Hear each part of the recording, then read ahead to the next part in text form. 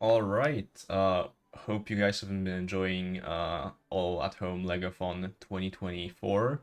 I am Seed. I will be joined here by Paxo, and we will be doing a co-op run of LEGO Harry Potter years 1 through 4.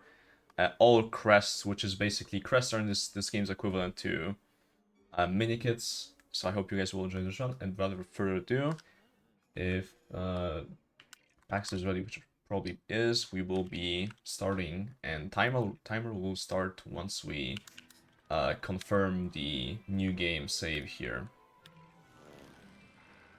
All Yep. right, Let's so do this. yeah, so in 3, 2, 1, and go. Right, so this run starts off very fast with this level. So obviously we're playing this with the no cut 5 cheat code that allows us to skip every single cutscene in the game with no exceptions. And we will be picking up 2 out of the 4 crests in this level in story right away. In this room, actually.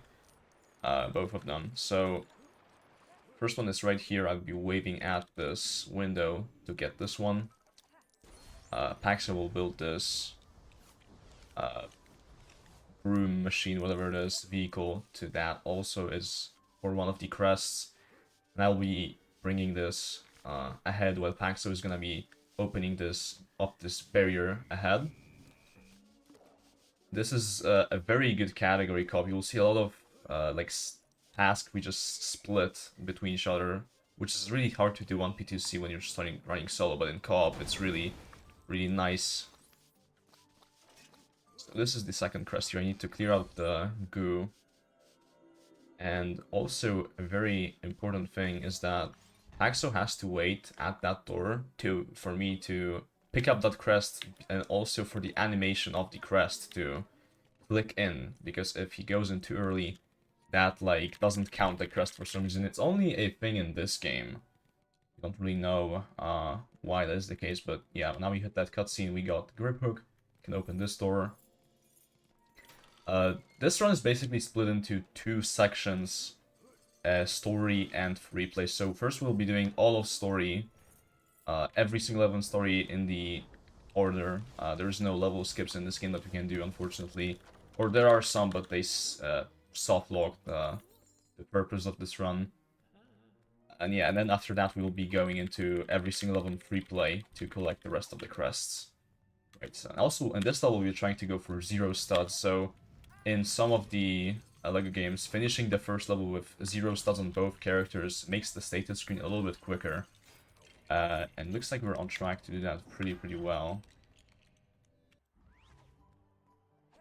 Your player 2, okay.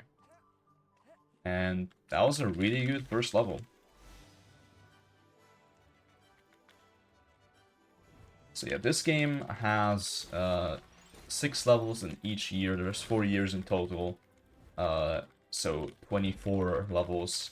But also in between basically every single lesson there is, or sorry, every single level, there is some kind of a hub lesson or a hub world objective we need to do. So this is we're gonna be on our way to the first one, which is learning the basic spell Wingardium Leviosa that allows you to lift objects. And it's basically, well, it is required for like every single room in every single level. So yeah, you'll see a lot of this run is walking through the castle. Fortunately or unfortunately, depending on how much you enjoy that. Right, okay, I can talk now. Yeah. I had to get some food down me there, just in between runs, because I was very hungry, but I'm going to be doing my first skip of this run, which, hopefully anyway, which is known as a... I don't actually know what we call this one. Fluffy skip, I guess? Carapan But the skip, idea but is... yeah. Yeah, camera pan skip, that's the one. The idea is to leave the room the very moment that the camera pan starts. We do that by pulling out a pet, because pulling out a pet actually gives Ron, the character, backwards momentum.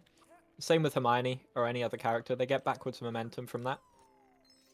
So we're able to use that to skip that camera pan and go straight through the door.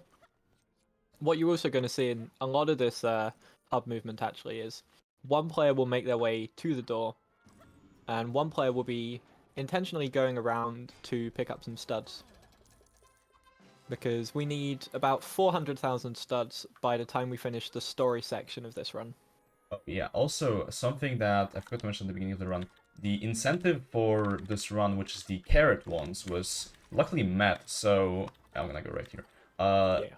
So that means that we're gonna buy a cosmetic extra carrot ones after this first year of story, which is gonna be in about 20 minutes from now, I think. I went a little bit too late, unfortunately. So yeah, you can pull these things at the same time, but it is a little bit difficult in co-op, so unfortunately I did miss that there. But yeah, carrot wands is just a cosmetic extra that, as the name implies, turns your wands into carrots. And we will see that after this first year. But this was our first lesson.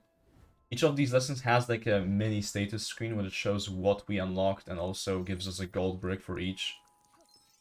And yeah. And now we are going to the next level of the story, which is 1-2, the troll level, so to speak, which also will have some story collectibles in it. Yeah, it also has some new tech in it, which we probably need to explain now. Mm-hmm.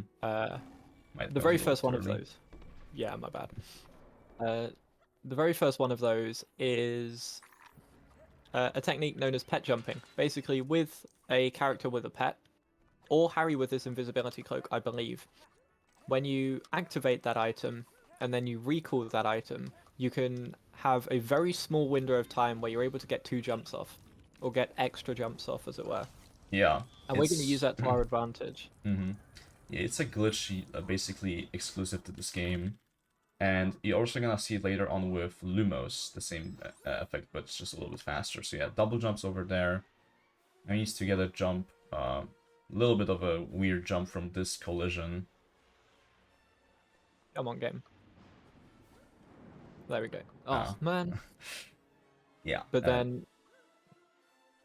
Yeah, but then what you're going to see after this as well is a technique known as a wrong warp. And what a wrong warp is basically player 1, or Seed in this case, will target me with Wingardium Leviosa, and as I'm putting my pet down, I interrupt that. That'll warp the pet to 0-0. At the same time, I'm then falling off an edge. And by falling off an edge, the game also instantly puts your pet away and stops the pet deployment animation, which in this case means that your whole character gets warped to 0-0 on the map rather than just the pet. We use that to exploit it here whenever 0-0 on the map is basically somewhere further ahead of where we are. It's very useful. Yeah, and now I'm gonna show you this camera pan because we need to get I need to get a lamp here before Paxo is finished with the next thing on his side, because this lamp is for one of the... Hold on. Okay. Wow. Oh, that was close. Okay. I got cut off by that. Alright. Yeah, so now, basically, Paxo's gonna finish the room here while I am gonna be getting the rests. Did we miss one? How many are we on? One candlestick, 8. Oh, okay, there's 9. Alright. So now, Paxo's gonna try to do something known as early aggro. You just walk by the troll and you pray that he... Yeah, okay, we got it. Nice. It's basically an RNG 10-second time save. Yeah. If you walk by the troll and the stars align, he just decides to aggro on you early, and the boss fight is faster. Make sure to not get the student. Yeah, no, I just wanted that blue stud. Yeah, so one weird thing to talk about for this game is, while we're getting all the crests we possibly can, we also want to avoid getting as many gold bricks as we possibly can. The reasoning for that is, anytime we go over 60 gold bricks, then we're not going to be able to skip the animation of gold bricks appearing in the status screen, which each time is like a 5-second time loss or so. So we've got to make sure we avoid Students in Perils, which give us gold bricks. They're very easy to collect, but they give us gold bricks, and it's very bad. So we've got to try and make our way around that. Right. Now we're gonna go to the next lesson, which is Lumos. This lesson basically gives you a very temporary ability because like straight after it you unlock Lumos Solemn, which is an upgraded version of this spell. But yeah, anyway, we are... Pax is gonna do the lower side of the room here. You need to basically collect 5 of those, I don't know what they are, parts of a star, I guess. And after that, the lesson is finished. These lessons are like actually lessons. They teach you how to use the respective spell by giving you some examples of its usage. Lumos is Yeah. basically used as a devil's snare repelling spell. Okay. Oh. Yeah, I was worried I was gonna soft lock, sorry, but waited. Right, so now we got Lumos, and Lumos is what, so Paxo described how the pet jumping works, that basically allows you to get a second jump off while putting down the pet. Lumos is basically the same thing, allows you to get 2 jumps, which is normally not possible in this game, except it's a little bit faster than the pet jumping, because you don't need to pull out the pet or anything. You can just kind of activate it at any time. So now we're going from one lesson to the next one, which this is the strength potion lesson. There's 3 types of potions in this game. The strength potion, the polyjuice potion, and the aging potion. And the game will teach us one of those lessons, or will teach us all of those 3, to use all 3 potions at some times in the story. Yeah, there is also an invisibility potion, which we don't actually see at any point during this run because we skip its uses. And there's also a general potion for exploding stuff like we saw in the very first level, but Yeah. they're not that important. What we have here, though, is a sequence break. So we're going to see Seed going to jump up to this section of the castle, which you should not be able to jump up to before, doing a Lumos jump. And we're going to enter this door here, and this door is Transfiguration. Transfiguration is kind of a bonus spell in this game. You can go through an entire any percent playthrough without coming into this room. But by coming into this room and getting the spell, we actually unlock a very nice broken tech known as Transfiguration Jumping, which we're going to use in quite a few places to be able to scale a good amount of walls. Yeah, the Transfiguration spell basically can turn any character in most rooms, because not every room allows you to do that for some reason. Allows you to turn any character into a frog or a rat. It's a 50-50 chance between a frog and a rat. And these animals have a very small hitbox, and if you ledge a legend character that is turned into a, for example, a frog against the wall, they like slightly clip into the wall, which allows them to infinitely scale that wall. We'll see that in the next level, but before we go to the next level, we still have 2 lessons we need to play, which is Lumos Solemn and then Broomstick Flying. And you will gonna do the thing again. Yep. Uh, So yeah, we're going to go for a thing here, which will save a little bit of time later. This is known as plunger strats. And what we're going to do is build this statue in the middle, and then do a camera pan skip by leaving the room.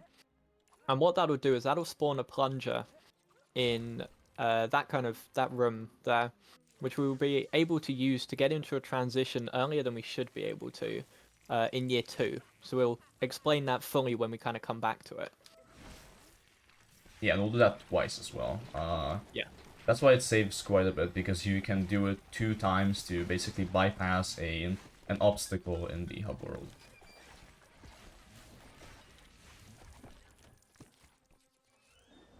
This is quite a long and unclear lesson. It's really confusing to realize what you have to do in this lesson to finish it, but there's some obstacles you need to break in order to build this cart and then rerun right here.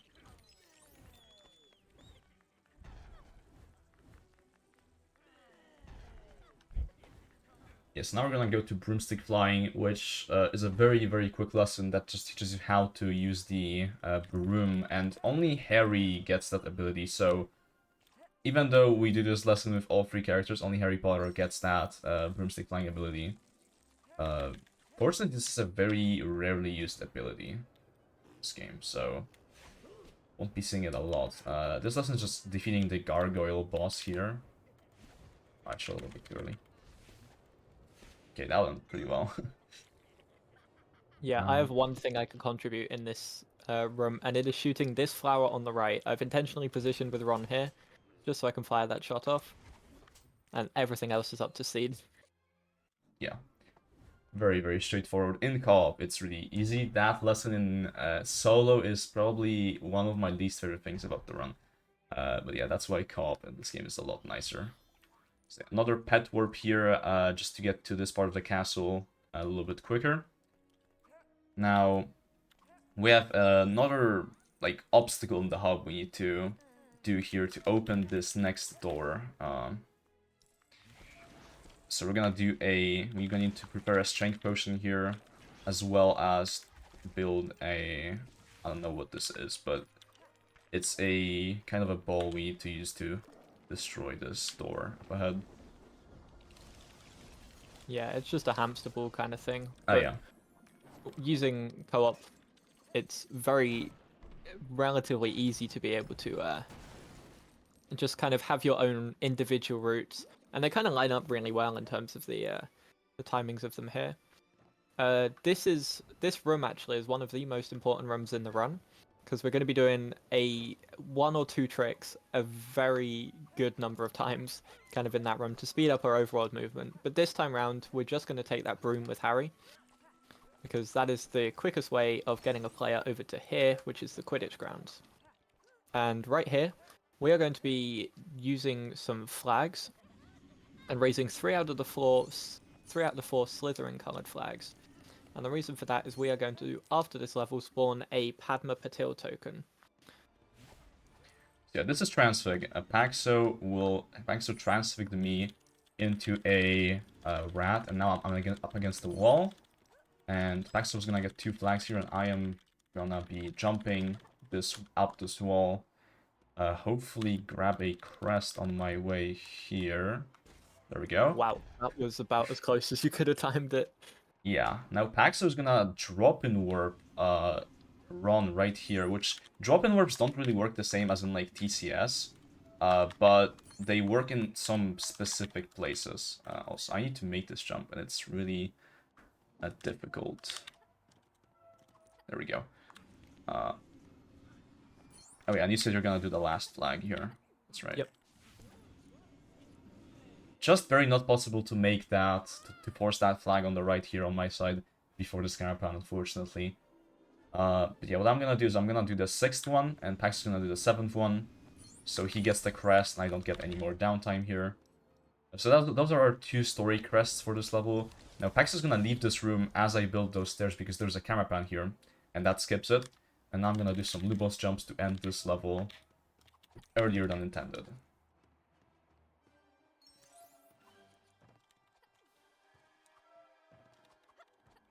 And yeah, this level shows up our 2 main glitches of the run, the transfig and the Lumos jumping really, really well. Like you can see, that level is normally pretty lengthy, but because of those 2 glitches, we were just able to do everything really fast. And without those crests, story crests, that level is also really, really short in story, normally. And now we're gonna go...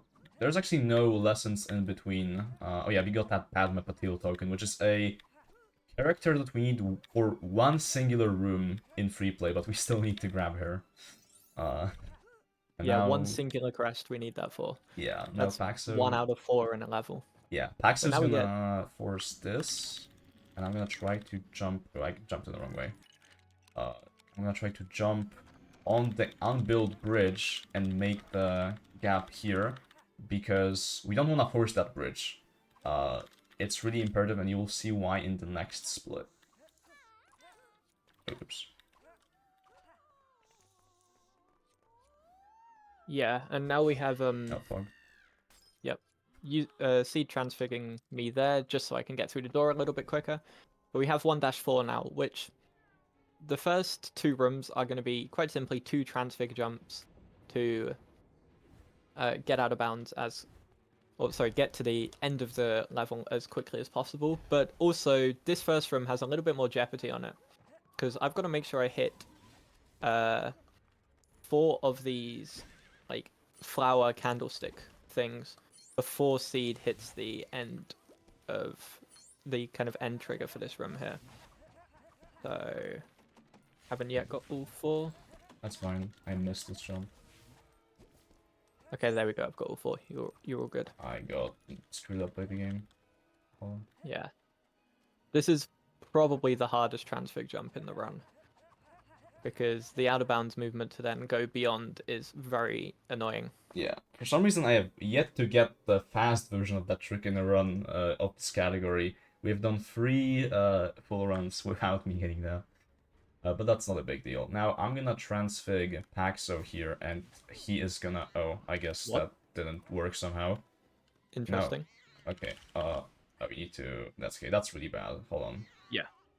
No, now he needs to free me from Filch because I don't know what the game was thinking there. It just didn't work with the transfig ones. So Yeah, Filch the way is... Yeah, you can explain. I was going to say, the way to free a character from Filch is to actually shoot Filch's cat, shoot Mrs. Norris, which is a little bit of an inhumane way of doing it, but it does distract Filch long enough for us to be able to get through the rest of the section. Obviously, ideally, you'd go through that section without getting grabbed by Filch, but it's kind of just an RNG thing that hadn't happened to us in this category yet, so it was a matter of time. Yeah, no, so Filch basically just stun locks your character completely. There's nothing you can do after he catches you, other than just switching to player 2. But yeah, Filch is only in 2 levels, fortunately, so won't have to deal with him. And we grabbed the second crest on the left there. So that's also 2 crests in this level. Now we're gonna go into 1-5. There's also no lessons in between. Like, they kind of put all the lessons at the beginning of this year, and now for the last 4 levels, there's no lessons.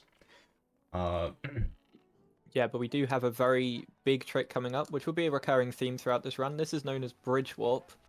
So I'm going to be wrong warped, which is where I as a player get warped to 0-0 on the map by the pet spell being interrupted with Wingardium Leviosa as I'm falling off the ledge. But 0-0 on this map is actually slightly underneath. So I've got to make sure I'm then holding down a specific angle and navigating in just the right way in order to just barely make it above ground and then be able to get into Hagrid's hut a little bit earlier. We're now doing a drop-in warp here, just to be able to get Fang up to the top here to finish a room, but also Hermione will be tracking back a little bit in order to collect another crest right here. Yeah, that's our only crest for this level. The rest is just gonna be story. And this level is the gauntlet of Lumos jumps. Already did 1 in the first room, and I'm gonna do 3 more in this room. This one is the easiest one, which is I messed it up. Now we're gonna do the hardest one. Need to navigate around a slope to be able to jump up there. And we got 1 more Lumos jump that will complete the sequence breaking of this room. Yeah, there is actually a lot to this room, and we kind of see that in free play with how much we have to do to get the crests for this level. But yeah, doing that Lumos jump in any percent format just completely breaks that level in its entirety. Yeah, so now but we're we go gonna into go... our... Sorry, yeah. Yeah, no, I was gonna say we're going to the last level of year 1 here. Year 1 is really, really quick in this game. This level is also not the longest one, so this is the level where we fight Professor Quirrell. Max is gonna try to do a skip here while I'm playing the room. Looks like he got it. Yep, I'm in a good position. So what I've done there is effectively, if you get too close to Fang, Fang pushes you back. However, if you hug the wall in a specific way, you can get around it. That's Fluffy, by the way. That is Fluffy. Yes, it's been a while. Oh, okay. I don't know how I hit you, but cool. Alright. That's what I get for calling Fang Fluffy Fang that way around. Also, this is our first level where we do not collect a single crest in story because... well, first of all, I don't think any of them is possible in story. Second of all, they would be pretty slow, honestly. Yeah, no. I think in this level, 3 of them are locked behind Reducto, and the other one is locked behind Dark Magic. Reducto we don't get until year 4. That's a lesson you learn in year 4. And Dark Magic you have to buy a Dark Magic character to be able to use. Mm-hmm. But yeah, it's not possible to get any of the crests. In fact, very little of the story collectibles are possible here in free play. But we're gonna do, oh sorry, in story. But we're gonna do a, there we go, a trick here known as chest skip. And this is to hit an out of bounds door, so a door left in by the devs. Seed will be going for this here by using a setup which I believe he came up with and popularized for everyone. Yeah. But the idea is by using pause buffering to kind of space out your inputs a lot better, Nice. he's able to very nicely hit the end trigger and finish off this level. We now have this boss fight, which is unfortunately unskippable. So we do have a decent bit of downtime here. Yeah, this puzzle is basically completely auto-scrolled with one small RNG factor. Looks like we got the bad RNG. Which only loses like 2 seconds, but yeah. Also, yeah, right after we finish this level, I'm gonna go to the shop and I'm gonna buy the carrot ones extra, like I said. So, we're not gonna be going to the next level right away. Yeah, this boss fight, he's just like kind of shooting fireballs at us, and where every once in a while he will shoot the... I don't know what it is. It's like a skull. We can deflect at him with Guardium and then touch him, which steals a heart.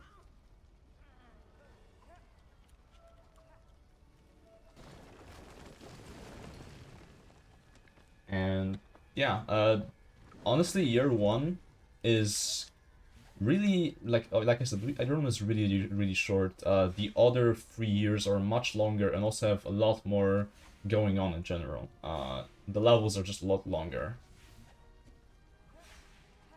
especially the ones in year 2.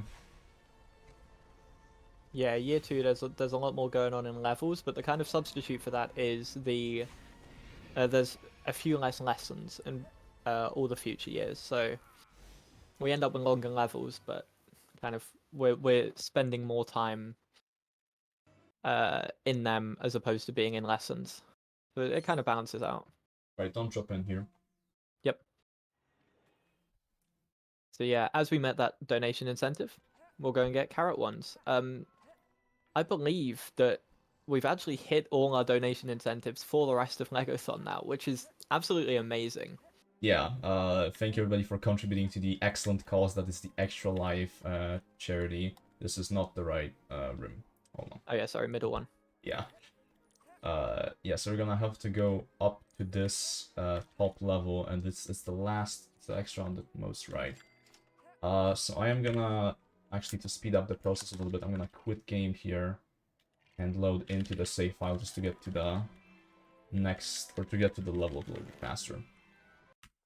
Alright, now, turn this on, and we begin year 2. Oh, I was trying to drop in there, I promise. Right. Yeah, year 2 begins with probably, well, one of the worst crests in the game. And that is this one with the gnomes. Basically, to operate these gnomes, you've got to, like, lift them up, and then quickly release and re-grab Wingardium Leviosa to your action button, and then release again once they've built up speed to throw them. The thing is, there's about a 50% chance most of the time that they just don't work. Yeah.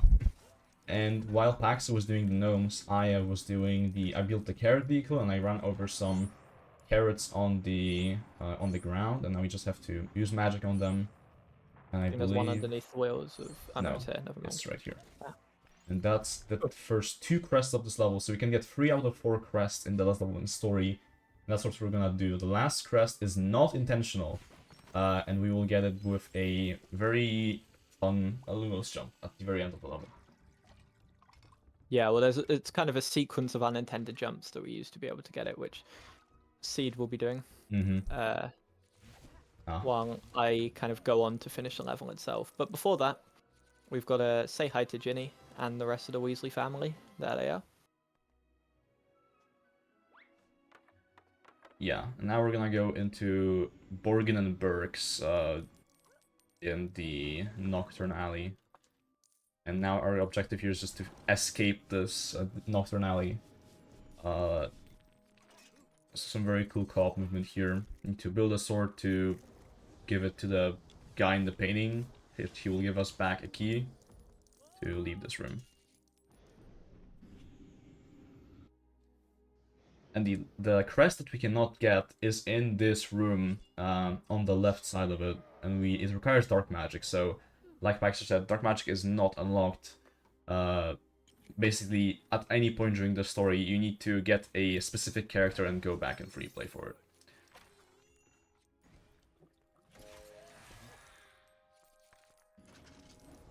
Right now. Yeah. Yeah, go ahead. I was just going to say, so yeah, we can see the final crest, actually where it's going to be, just in the top right, kind of the screen. And we're going to see how Seed gets to it. Yeah, definitely focus on Seed for this section. I've just got to open a door. It's not the most challenging. But Yeah, Seed's going to Lumos jump up here on some invisible collision. Hold on. This is... There we go. To get on top of a lamp. This is a little bit difficult. Yeah. I don't know why it's not letting me jump on the lamp. I think you need to, like, go a bit further around it. Yeah. There we go. Yeah, like that. But yeah, get onto this roof, onto another lamp, onto the wall, drop down out of bounds, and then collect the crest. And then we can leave the level. Mm-hmm.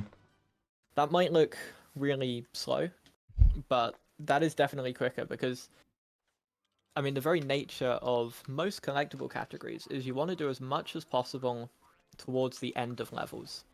Because otherwise, like, when you come back and replay them, you're going to have to replay the entire level again just to get to that one thing. Yeah, exactly. So, yeah, we'd have to do an extra room and a bit more of movement just to be able to get back to that point if we didn't grab that in story. Yeah, and also the only reason we did the crests in the first room is because it doesn't matter whether you do them in story or free play. And it was just a rounding choice when we around this category that we want to do it in story. Yeah, I think it's something I implemented for my solo runs because I didn't want to lose time to it late in the run. Yeah, that's valid. Also, there's extras in this game like every other LEGO game. However, the useful ones are not really possible to get really quickly. So the best extra in the game is fast magic. Oh, sorry. But it's, if I remember correctly, it's like the most out of your way extra in the whole game. So I'm trying to remember where it is. I don't think it was anywhere particularly friendly. yeah, now we're gonna do another wrong warp here. This one is the most difficult one, and it just sometimes like refuses to work. Hold on. And I need to also shoot Paxo every single time when we want to attempt it because it doesn't work when Ron has his wand out.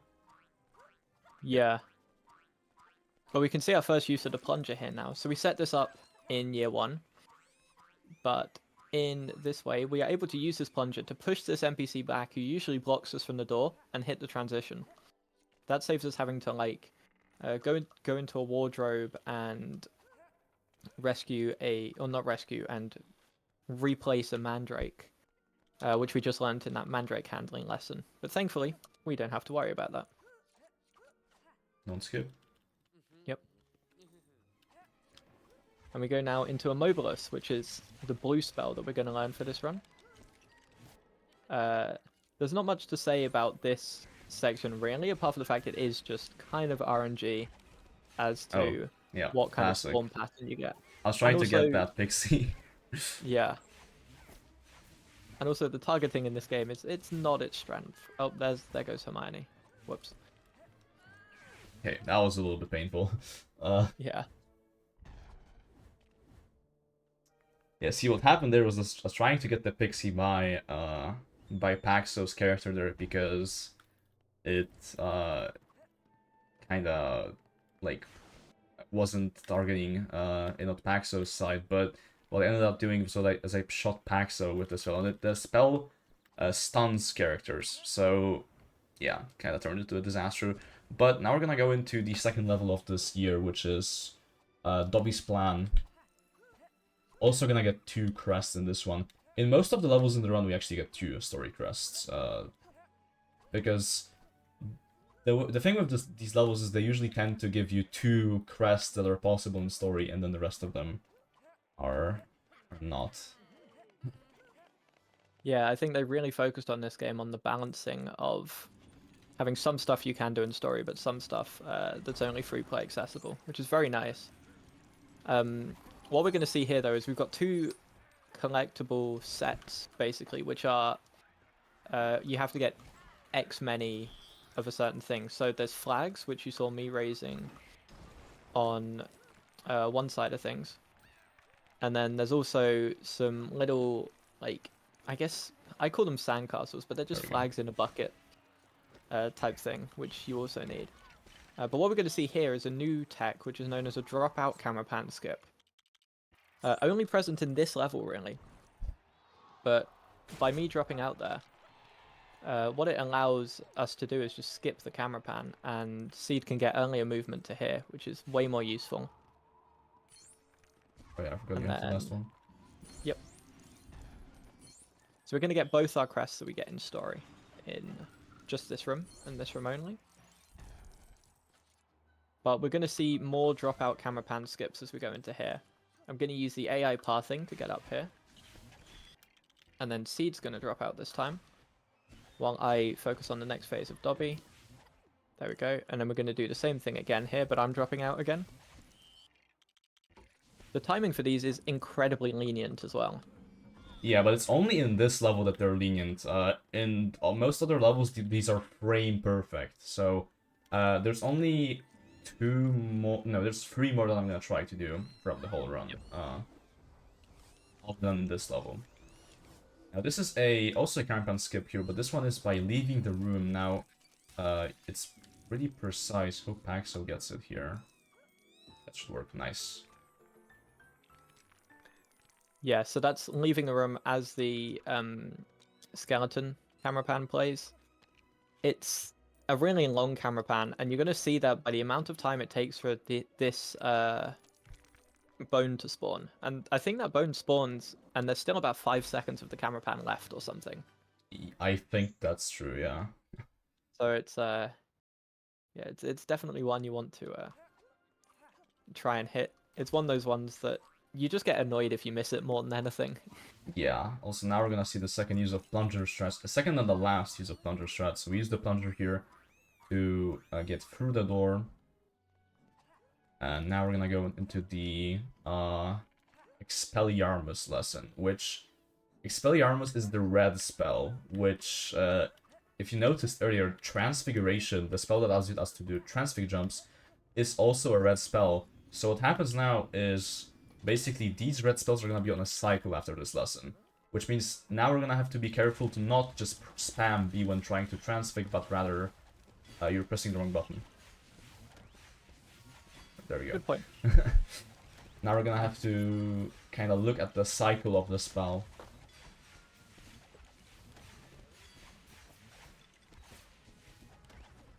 That was great. So sometimes if you wow, I got shot twice there. That's impressive. But yeah, what we're going to see is Seed's now going to get the last hit here. And then I'm going to drop out because we have a Malfoy boss fight next. And that's, you know, quite annoying. But Seed does have a stun lock method for this. And by particularly timing your shot, just as Malfoy's going in to basically pick his wand back out from his pocket, you're able to interrupt the process and land a hit straight away. And that turns a really annoying and drawn-out boss fight into a very quick, kind of auto-scrollery kind of boss fight. Yeah, and the reason Paxo drops out for this one is because if you have 2 players in, Ron is fighting Vincent Crab over there. And if you have 2 players in, it actually requires you to beat both of the bosses. So it's kind of annoying. We're going to see another camera pan skip there. Very nicely done. And we're also hopefully going to see 2 more here, or 1 more here as well. This one will be, again, from me leaving the room as Seed enters. Ah, I didn't quite put the pet down in time. That's fine. Yeah, this is a very tricky one. Also doesn't really save a lot of time. Yeah. And we also got the Parcel Tank ability, which is also a Harry and I believe some like Voldemort exclusive ability where they can use these doors with the snakes inside of them to talk to the snake to give them some item or whatever. And we're gonna see a cutscene skip here. Even though this is no cut, we're gonna go for a cutscene skip just because it's a little bit faster. I'm just gonna leave the room. I'm gonna activate the thing, which skips the cutscene but progresses the story. And now we can go to the next lesson, which is the Polyjuice Potion. Yeah, so what that cutscene skip really achieves in no cut is it just allows you to go or save being warped to the middle of Slytherin, kind of common room entrance. Instead, you can just leave immediately. So it's a very small, minute time save, but there's a very nice setup for it. So there's absolutely no harm in going for it. It's not that precise either. Yeah. And we're going to see here, Seed is going to try and go for a animation skip here by pausing on the frame that this item goes in the cauldron. Nice. There we go. Seed got that there. That saves about 5 seconds. Normally you'd have a thing showing of character token collection, but thankfully we managed to avoid that. Yeah, it's only a thing in this game again, where any collectible, really, gold brick, character token, you can kind of like pause on the same frame it spawns in, and that gives you the collectible, but doesn't show you the animation of it, which is really, really nice. It only saves about, 4 seconds there, but it's still a time save, so we'll take it. Now we're going to the next level, which is 2 free, and now we actually have uninterrupted 4 levels in a row, no lessons in between.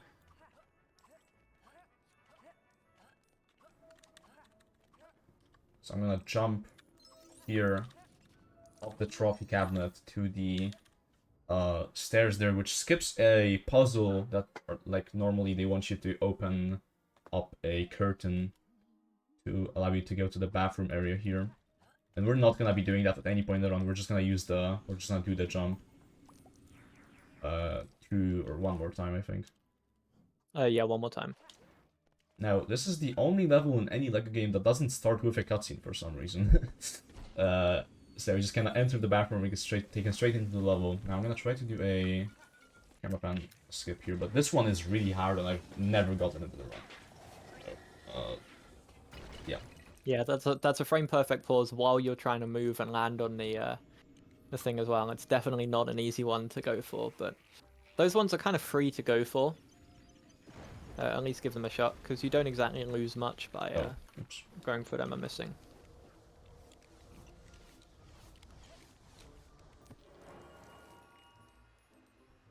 Oh, we're also gonna be growing 2 crests in this level. One is in the next room. Paxo is gonna be doing it while I am gonna kind of be finishing the room. So I'm gonna set up for a pet recall here. And this is, I believe, a new tech we haven't seen yet in this run. So by being with Ron behind the door to the next room and with Scabbers in front of it, if I recall Scabbers, the game is gonna act like I've just teleported through the door and it's gonna hit the door to the next room. Like so. Now, Paxo is gonna be finishing this room, while I'm gonna be getting the lamps on the left here for a crest. It's gonna be our second one for this level. If they wanna cooperate. Thank you. And now, Paxo is gonna go get the last 2 lamps, while I'll finish the level. And that is 2 free. Oh, and we got Snake Jump as well. Let's go. Yeah. Now, here we're gonna go into 2-4, which is a level that you don't normally see in any percent, or you don't see most of it anyway. Because this level actually has a blunder by the developers, where you can exit halfway through the level, and the level counts as completed. It doesn't, like, unlock the level in free play. That's why you have to play through the whole thing. But it just progresses the story. Oh, I was on the wrong spell. Apologies. Yeah, so that's only available in this version of the game, rather than the collection version of the game. Yeah, it's a glitch. Yeah. It's a something. It's like a glitch that was found by casual players of the game. So it was actually a really big deal for casual players, because if you just like decided to take a break in this level, you just soft locked your file. Yeah, you now cannot complete this file in, or can't 100% this file. We'd also soft lock for this category as well, if we did it. Yeah, but this is the one of the most annoying boss fights in the game, because this boss fight is completely RNG. So in the first phase, or in the second phase, Myrtle has a 25% chance to toss a silver object at us, and in this phase she has a 50% chance, but why are we getting so lucky? Okay. Yeah, That's interesting, not cool. marathon luck. That was really cool. Yeah, that was really good. Only got 1 silver in phase 2, and we got a perfect phase 3. Alright, now I think we agreed last time that I should go left here. Yeah, sure. Yeah, we did. Yeah, this is a room you don't normally see in any percent speedruns, like I said, because we can just exit out and have continue the story, but we cannot do that in this speedrun, because that would be really, really bad. Okay. Yeah, and the reason for this color palette is because it's like a flashback room in Tom Riddle's diary. But what we're going to see here is I'm going to use these books to do a Lumos jump to get a bit higher up, and our goal is to hit those knight statues. We can hit 5 of them like that, and then Seed has the last one on the bottom.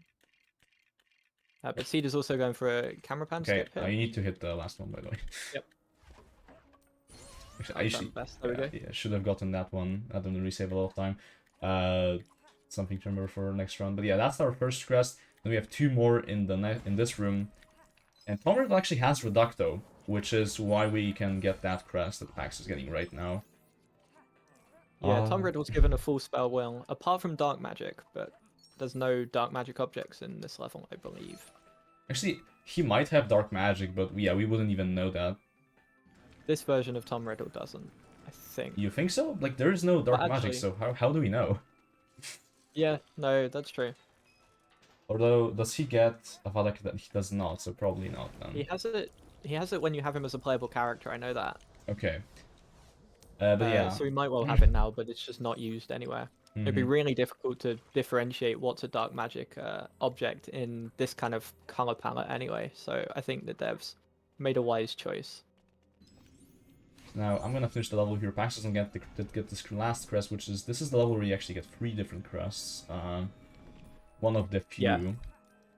Getting these 3 crests as well is super important, because the last crest is in the very first room, just not accessible in story, but it means that we don't have to play the Myrtle boss fight twice.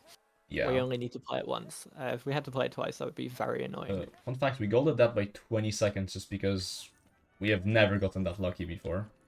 Yeah, that was some super good RNG. Right. So now we're gonna go into 2.5, second to last level of this movie. Gonna see another bridge warp here to cut out some movement from this hub section. Yeah, so it's exactly the same as last time. The trigger to start 2-5 is in Hagrid's hut. So by doing this warp, we save...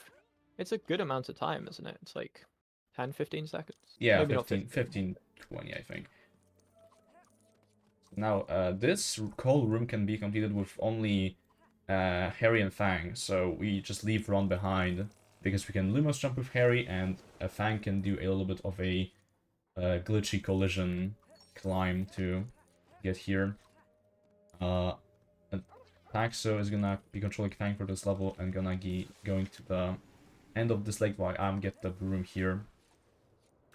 Yeah, so the key thing in this room, in room 1, is we want to try and get away where Fang warps up to where Harry is, because Harry's going to do a Lumos jump here in order to be able to get up to this upper level, and I've got to drop Fang out at the right time, just hopefully there, and then just mash the drop back in button in the hope that Fang will spawn up here on this kind of path, which indeed he has. That's a very nice time save to have. Yeah, and like we said, drop and warps don't really work the same as 1.0 games in this game, but in some areas they are just able to be warped, just for like I guess easier AI pathing. Some sections like that have some parkour especially is mostly where these warps exist. Or if there's a lot of objects where it's very easy for the AI to get stuck somewhere. Yeah, exactly. Oh. Yeah, one thing we very much have to pay attention to in this Shelob fight is the student in peril that's just kind of chilling at the side. Because we do not want to collect that, because that's about a 5-second time loss in total. So hopefully we will not collect it. But also, the premise of this boss fight is a little bit weird in the sense that you've got to try and throw a spider at Aragog. Aragog, not Shelob, Ron franchise. But you can actually just push the spider to be underneath Aragog, and that works just as well. We now have this vehicle section. Yeah, so there's a crest in this vehicle section.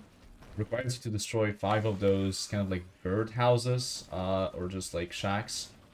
Paxo is gonna be focusing on getting them while I basically keep Aragog busy in the background there. He's just gonna focus on me and not focus on Paxo, which is gonna be a huge deal for him.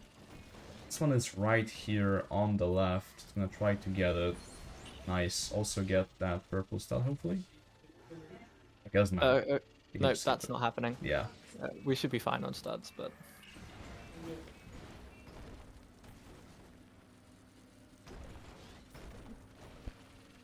But yeah, as we go through here, basically Seed playing defense for me makes this so much easier, because otherwise you have the jeopardy of trying to slow down for that like one crest in particular while having Aragog chasing you, and it just doesn't work. We found that out very quickly that it just didn't work, and it was way easier to just chill a bit more with that. Yeah. Now, so that's the 5 levels of this year done. Now we're gonna go to the last level, level 6, the Basilisk, which is also gonna have only one crest picked up because there's one crest in the next level that is like at the very, very end of the level, and you need to progress most of the boss fight to get it, which is why it's fast in story. So we're gonna do something we're not gonna see anymore in this run. It's just this is called a Wingardium Lift. So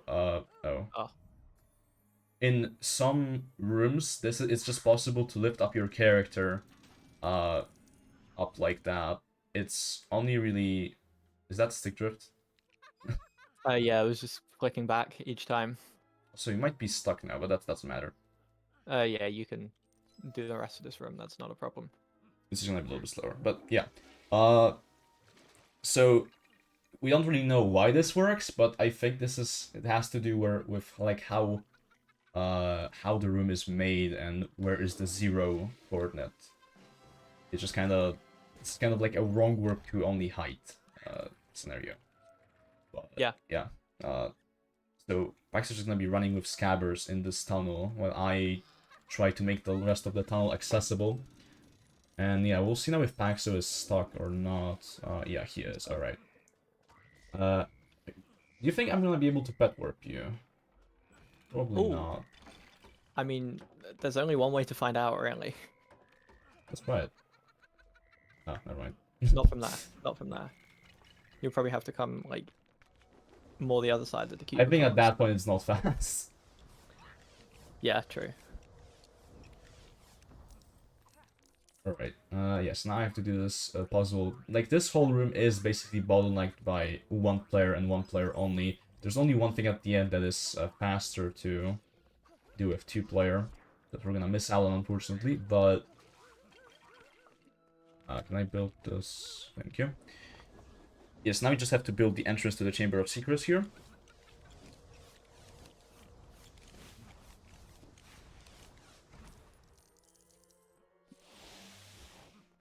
Okay, game is not liking me.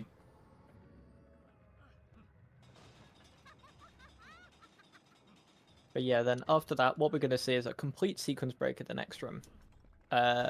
Basically, by doing one singular Lumos jump and one well-timed edge jump, you are just fully able to skip pretty much the entirety of this room by positioning on this small bit of collision here. Lumos jumping up, and then edge jumping around that corner, you're able to get to the end, which normally you're supposed to do an awful lot of stuff over on this side to be able to get back over. We will need to come back to that in free play, but it's more of an abridged version of it, which is quite nice. Yeah. Now this boss fight is pretty much auto-scroller for most of it. We just have to make Basilisk target the three like walls of rock here. Each of them gives us one strength potion ingredient, and after we get that strength potion, we can use a handle, which triggers the last phase. Yeah, there is one way we can speed this up, which is known as Flamer strats. Shout out to Flamer who found them, but they are incredibly difficult to pull up, especially in a co-op situation, so we've opted not to go for them. Basically, all it does is it means that the Basilisk has less of a recoil, like, in between the hits and in the phases, but it's a very, very small time save. We're talking 2 or 3 seconds, which we've decided not to go for this run. Yeah. But we do have our crest Mhm. for this level pretty soon. We have a couple things going on here. So we'll have a crest that we'll be getting, which is to play 3 musical instruments. But what we'll also have is we'll have Seed doing a upwarp with VSync off. And we haven't seen this game in VSync off yet, but a lot of weird collision things happen. One of them here is Seed is going to be jumping in a specific spot, and with VSync off, the game will just eventually, after a bit of persuading, will just eventually upwarp him. Can I? Hello. Okay. Okay. That also took a little bit of convincing. So does this, by the looks of it. Come on. I'm gonna about to switch VSync. There we go. And there we go. So this should be number 3 out of 3 for the crest. There we go. I'll tap back again. We have VSync back on because we don't really want it off. And that finishes the Basilisk boss fight in year 2. Yep. And now we're gonna go to year 3, and yeah, that was a annoying crest. But yeah, this game's VSync off. We played this run, the whole run on VSync on. Something just connected to my PC. Was that you? I don't think so. Okay. I don't know. Alright. Now, yeah, this game's VSync off. Like Paxo said, some weird things happen if you have it off. Mostly the game crashes more. That's what we don't play with it. But also, some walls are able to be wall climbed, which we will not see in this run. Even though there is a potential for a strat like that, we will not see it because it's pretty inconsistent. And barely faster. But yeah, this is the start of year 3. This is 3-1. And this is the only level in the game that we can one visit. And it's really fortunate that we can, because this first room here is not skippable in free play, doesn't have any collectibles, and is basically a 2-minute autoscroller. Yeah, this is the Monster Book of Monsters boss fight, and it's quite a monstrous time save to not have to play this again. Yeah. It's yeah, there is literally nothing in this boss fight. In fact, we've pretty much exhausted everything that's hittable in this boss fight during like 1.5 phases. There is very little here, not even like a character token or anything. So we just kind of have to wait for this to be up. But then we get into some really intense 1p2c. This is the platform 1p2c.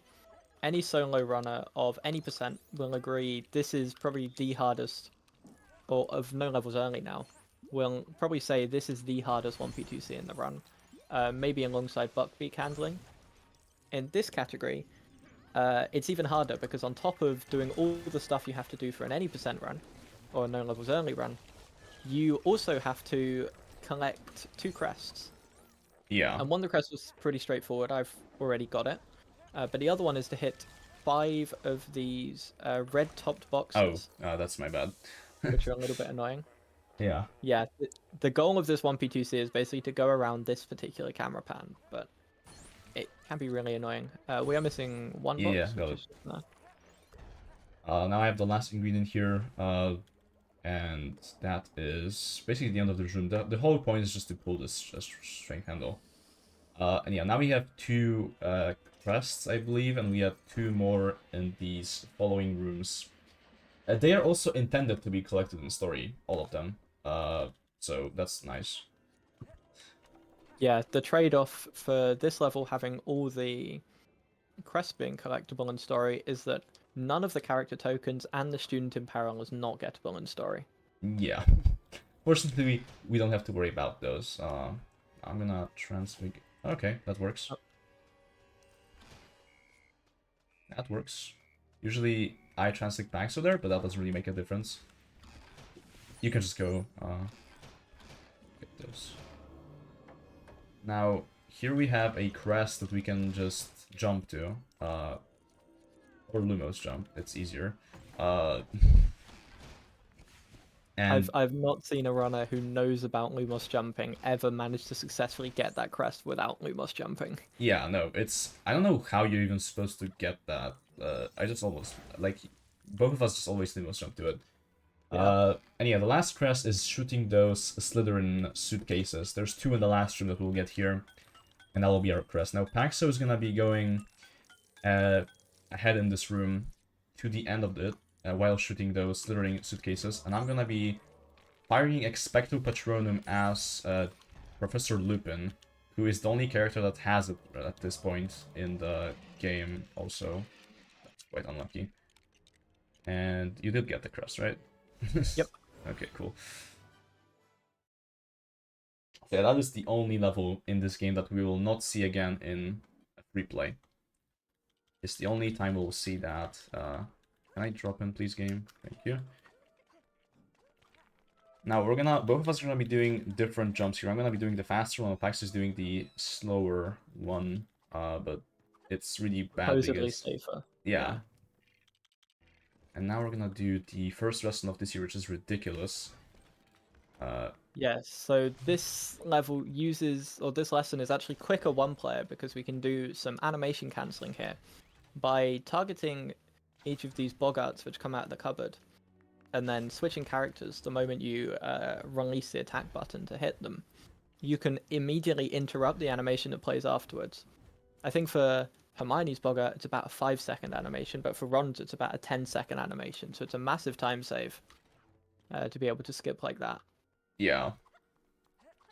And we're going to see, again, Hermione has the fastest animation here. So we're going to see Hermione use this chest as well. We can't do the same animation cancelling technique because the game just doesn't like you for doing it. Yeah, also, the Boggarts in this game, so for Ron, it's the spider. For Hermione, it's Professor McGonagall.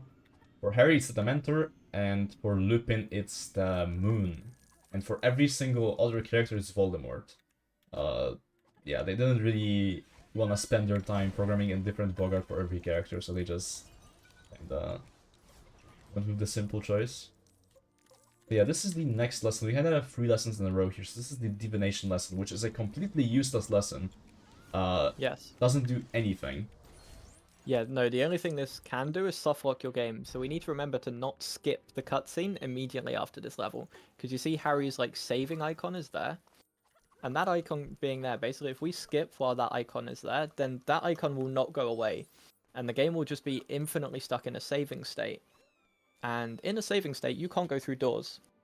Or, Like, at all. or pause or do anything. Yeah. So it's complete soft lock. yeah, we need to restart the game if that happens. There's only 2 spots, and they're back to back, actually. The next one is in this lesson. That we have to also not skip the cutscene right away. But this is the buckbeak handling lesson. Another bridge warp here. That was my bad.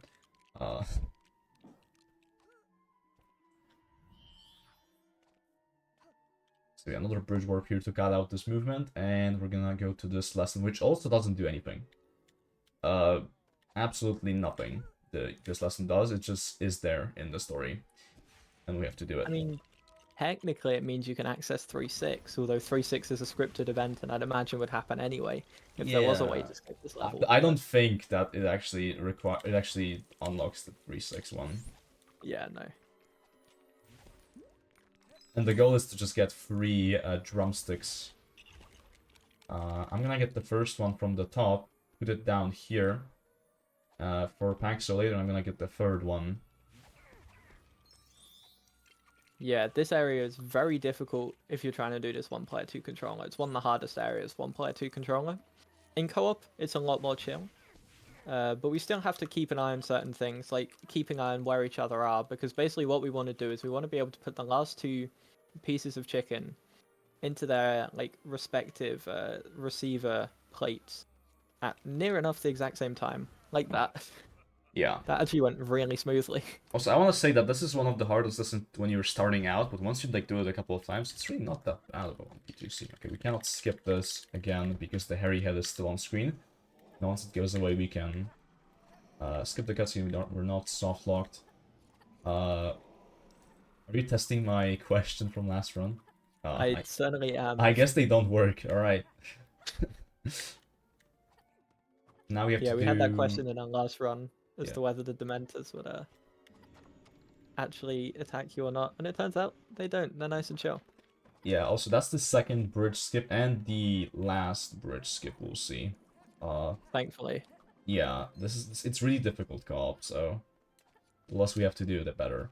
Now we're gonna head into the next level of year 3, which is Hogsmeade. It's actually a really cool level. We're gonna be collecting 2 crests in story, but not because they're at the end of the level, just because it's kind of our personal preference to get them in story, I guess. Yeah. Yeah, I mean, this level's kind of interesting because, especially this first room, this is one of the most fun sections in the game because it's a lot of cool platforming. But also, it kind of means when you're doing it co-op, you can kind of just do 2 routes. So Seed is going to be going through, doing basically most of the paving the way for this level in particular, and I'm going to stay behind and effectively be on the cleanup crew. Okay, can you move the platform because Yeah. not Oh, that wrong one. Yeah, okay, this is going really well. Okay, I'll go ahead then. No, it's fine. Okay. Okay. I'm not gonna make that. Okay, you try to do this jump. Okay. Okay. My yeah. turn. No. Oh, interesting. Alright, this is going really well right now. Some skill issue moments we haven't seen yet. So, yeah, now Pax is gonna follow this path as well. I'm gonna get the cobwebs I left behind because you need to hit 10 of them in order to get the crest. These are the last 2 here. And we're gonna go into room 2. And in this room, we're also gonna get a crest. Now, normally, you can actually skip those camera pans by leaving this room. However, it's insanely difficult to do co-op, and we ended up just losing time every time we tried to do it, so we're not gonna do that. Yeah, these camera pan skips have caused us nothing but headaches when we've tried them. Mm-hmm. So instead, we're going to do a slightly different thing here, where I'm going to transfig Seed before I hit the last owl. Like so, and Seed's going to get in position for the next transfig jump while I'm over here and hitting the last owl. I'm not sure if this is gonna work. I guess we'll have to see. I was a little bit early on it, I might not. Oh, yeah. Ah, that's a shame. Stuck. Actually, where's the next spot I can do it in? Because Harry is not gonna work. I think there's you far enough behind. That should work. Okay, let's try it. Yeah, okay, cool. Yeah. Didn't know you can soft look a character there. This is definitely the Hogsmeade of all time. It's fine. Yeah. We didn't go for the camera pan skips, it's fine. Am I wrong? Alright.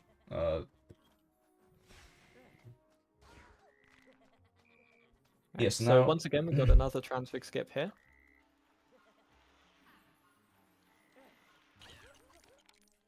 And I need to switch to Harry here. And now we just have this cool 2-player section right at the end of the level. We need to get 3 brooms to the snowball, blocking the entrance to the... well, the 3 broomsticks, I guess. And there is also a camera pan skip we can try going for here.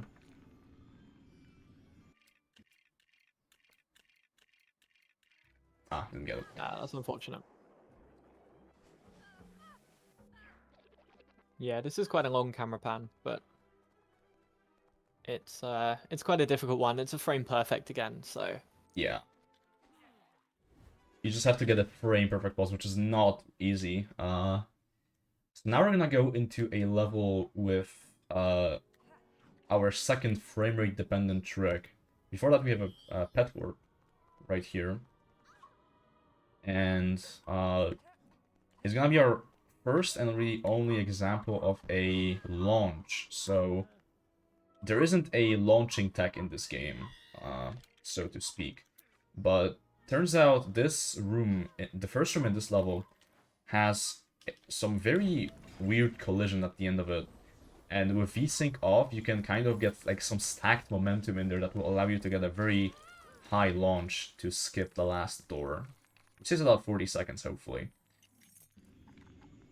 yeah, we're also in this first room getting these statues as well. Okay, this is the most forgettable crest in the game. I always forget this one. Oh, thanks. There we go. Also the crest with the worst targeting. Yeah. We've got to get 5 of these, so what we're going to see here is just before Seed does this launch trick, I'm going to go and get the 4th one over there and then drop out. And then Seed will get the crest and we'll see this launch. Hopefully this goes well. That was perfect height. Okay, very nice. That was... wow, okay, yep, fair enough. Hold on, tap back. Alright. Yep. And that is the only crest we get in this level. But now we get to talk about Filch the Aggro, which is a very cool trick. What we're going to do is effectively, I think you end up despawning Mrs. Norris by doing this. But what we're doing is pushing Filch basically right to the end of his activation range, and then off-screening, I think, both Filch and Mrs. Norris. And what that ends up doing is it ends up just they completely despawn, and the way through is clear. Otherwise, you'd have to build an invisibility potion or use Harry's invisibility cloak to be able to pull both the things we pulled down and then go through. But we don't have to worry about that at all, which is very nice. Yeah, that was a really good level. In our PB, you actually had to restart that level because we got such a high launch that we had to restart the level because we would have been there for like 10 minutes. But yeah, now we're on to the Expecto Patronum lesson, which is the second to last spell. Am I correct on that? I think so. Second to last spell we will learn in this in story. Aside from dark magic, but yeah. Yeah, but that's not a spell really. Yeah. So yeah, now, so you saw in some previous lessons Paxo do this, we call it DADA jump, but now Paxo for some reason gets launched, and now I need to do this. And this is a really difficult lesson, both in co-op and solo, because you need to get close enough to the chest to trigger the Bogart, but you cannot get too close, because otherwise, yeah, that happens. Harry gets scared. Yeah, I mean, one other thing with this is Harry has to hit all of these Bogarts. Like, Lupin cannot help out with hitting any of them, so Lupin has to play the support role, and that makes the routing kind of complicated in terms of what Lupin can do, so Harry's as little of a bottleneck as possible. Yeah. And now we have a very, very difficult level. 3 for the Shrieking Shack. This is gonna feature a very difficult skip right at the beginning. But first off, we have to get to the level, which will require another bridge warp here in a second. And you can kind of see sometimes when the other player doesn't have anything to do in these hub sections, we kind of like race each other to the next objective. Just a fun way to kill time. It's kind of like pseudo racing each other because you don't want to fully race each other because this game very much likes to collide your 2 players. If they're slightly walking into each other, they'll both just slow down to pretty much a stop. Mm-hmm. So it's Right, now I'm gonna It doesn't transfig always you work like that. on the 4th cycle here, like that. Paxo's gonna drop out now. I'm gonna switch to the transfig character, Hermione, has to be specifically Hermione. And we're gonna do a transfig jump right here to go out of bounds. And the door to this next room is behind, or is below the Whomping Willow. But what, oh, that was too far. What we can do is we can do another one of those pet recalls. So I'm gonna go out of bounds here and try to go back in at the very correct time. That was a little bit too far. And if I do this correctly, it's gonna allow me to put down Crookshanks and do the pet recall. That should work. There we go. So now I have Crookshanks. I'm gonna jump back in bounds. And I'm gonna go behind the door and recall the pet so it hits the door. Like that. Yeah, And but that's not where this level ends, because we no. now have a bit of a precise skip here. This is us trying to get an edge jump to get over to the other side. And it's precise enough that we need to put the wand away for each character to be able to make it over. Nice. Because the near side of this kind of area is slightly higher up than the far side is. And now, we don't get any crest in this level now, but if we did not get that edge jump, we would have gotten a crest. Now we're just gonna have to get it in replay. Yeah. It's one of those crests which is kind of just as quick to do in both story and free play. So if we get that jump in story, we have decided to skip it in story, basically, as personal preference. Now this is the 'Cause only... Yeah, this is the only transfig clip in the game. You can just kind of clip through that wall with transfig. Yeah. Only works on that specific wall. I haven't found... It's probably because that wall is very, very thin. We haven't found any other uses for this, unfortunately. Yeah, I think it's also to do with the weird shapes that kind of wall makes when... Because there's originally three Yeah. separate vines you've got to put away. Mm-hmm. There's some weird collision with the vines disappearing. It just puts you in front of some kind of collision that makes it work. Seed is also going to get a very nice purple stud, which is just hiding back there. Yeah. Very cool to be left there. And Like we said, we do need a little bit of studs before we finish story, but it's very, very lenient. Like we get just studs all the way, all the way through this run, so we really don't have to worry that much. Hermione is floating right now. yeah, let's go. Oh, let's make jump. Nice. Yeah. So again, that was the kind of room where I didn't have much to do. So I was going for an incredibly risky trick there known as snake jump. It's kind of questionable as to whether it's actually done in like any % runs at the moment. It's kind of a 50-50 up to runner's preference. But when you have the opportunity to go for it, you might as well. That time it paid off. I can guarantee the next 7 or 8 runs we do, it won't pay off, but Yeah. it's nice to get it once. It's a trick that saves around 7 seconds, I think, but it is incredibly difficult, and yeah, you can just do that room very easily by doing the quote-unquote normal strat. With as normal as this game gets, really. Yeah. Now this is a level with one of those rare levels where we do not get any story pickups because they're all very slow. One is possible, but I think one is possible. Very Two slow. are possible. Two are possible. That's true. Yeah, they're both possible in the next room, but it's just so slow. Mm-hmm. It's much quicker to do it when you have just 2 players who are, properly independent and can switch to whatever characters they'd like in free play. Yeah, now Paxo's gonna do a transfig jump here to skip a very long puzzle. Get this gramophone down that I can rebuild while he is getting the music record that we actually need to put in the gramophone to end this room. And after that we have one more short room. This is actually a super short level, only about 2 minutes. And yeah, that's all we have to do in this room. And now we just have we have some Dementors to fight. Now this one Lumos jump here also does skip a little bit of a puzzle.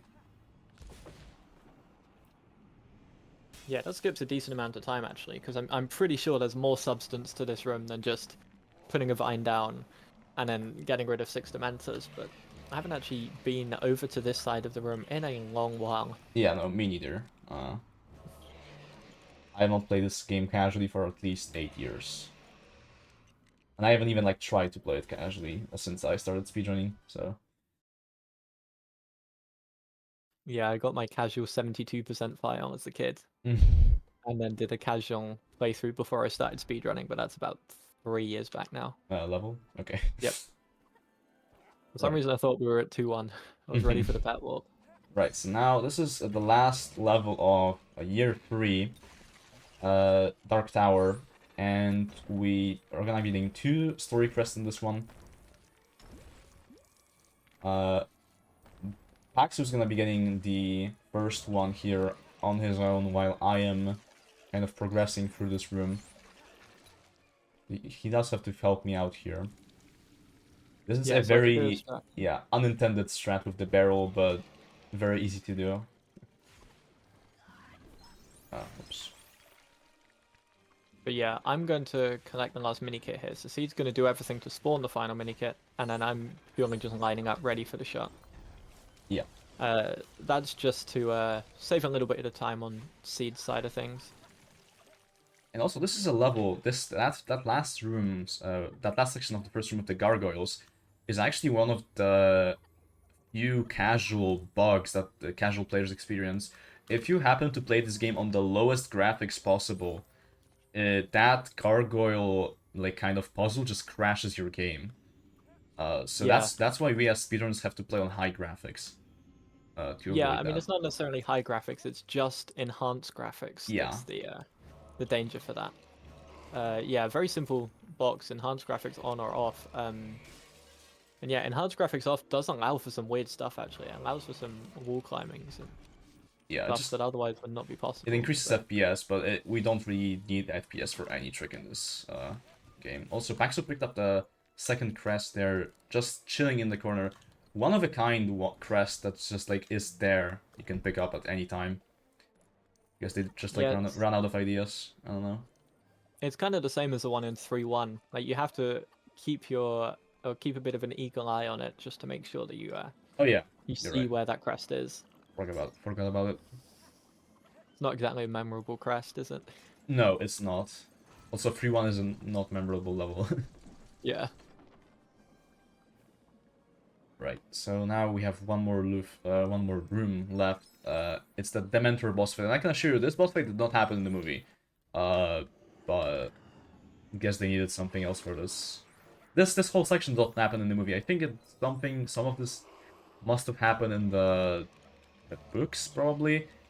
But no, this is a completely okay. This Dementor is really stupid. Thank you. That lost us quite a bit of time actually. It happens. But yeah, no, we I think when they were making this game, they liked to end each year on a boss fight. That is true. Because yeah, year 1 ends with the Quirrell boss fight, year 2 ends with Basilisk, year 3 ends with Dementor, and year 4 ends with something which we're not going to spoil yet. Oh, we're not. Yeah. If you haven't seen the movies, we can't spoil who the main villain of the series is. Oh, No, no, that's no, no, no. amazing. All right. Also, this whole boss fight, you can see here we're getting some objects out of the barrel here, and one of those objects is the plunger, and this plunger is the only thing that actually hits the boss. So what Pax is trying to do while I defeat the Dementors here is he's trying to push the plunger as close to the boss as possible, so that it hits him right away.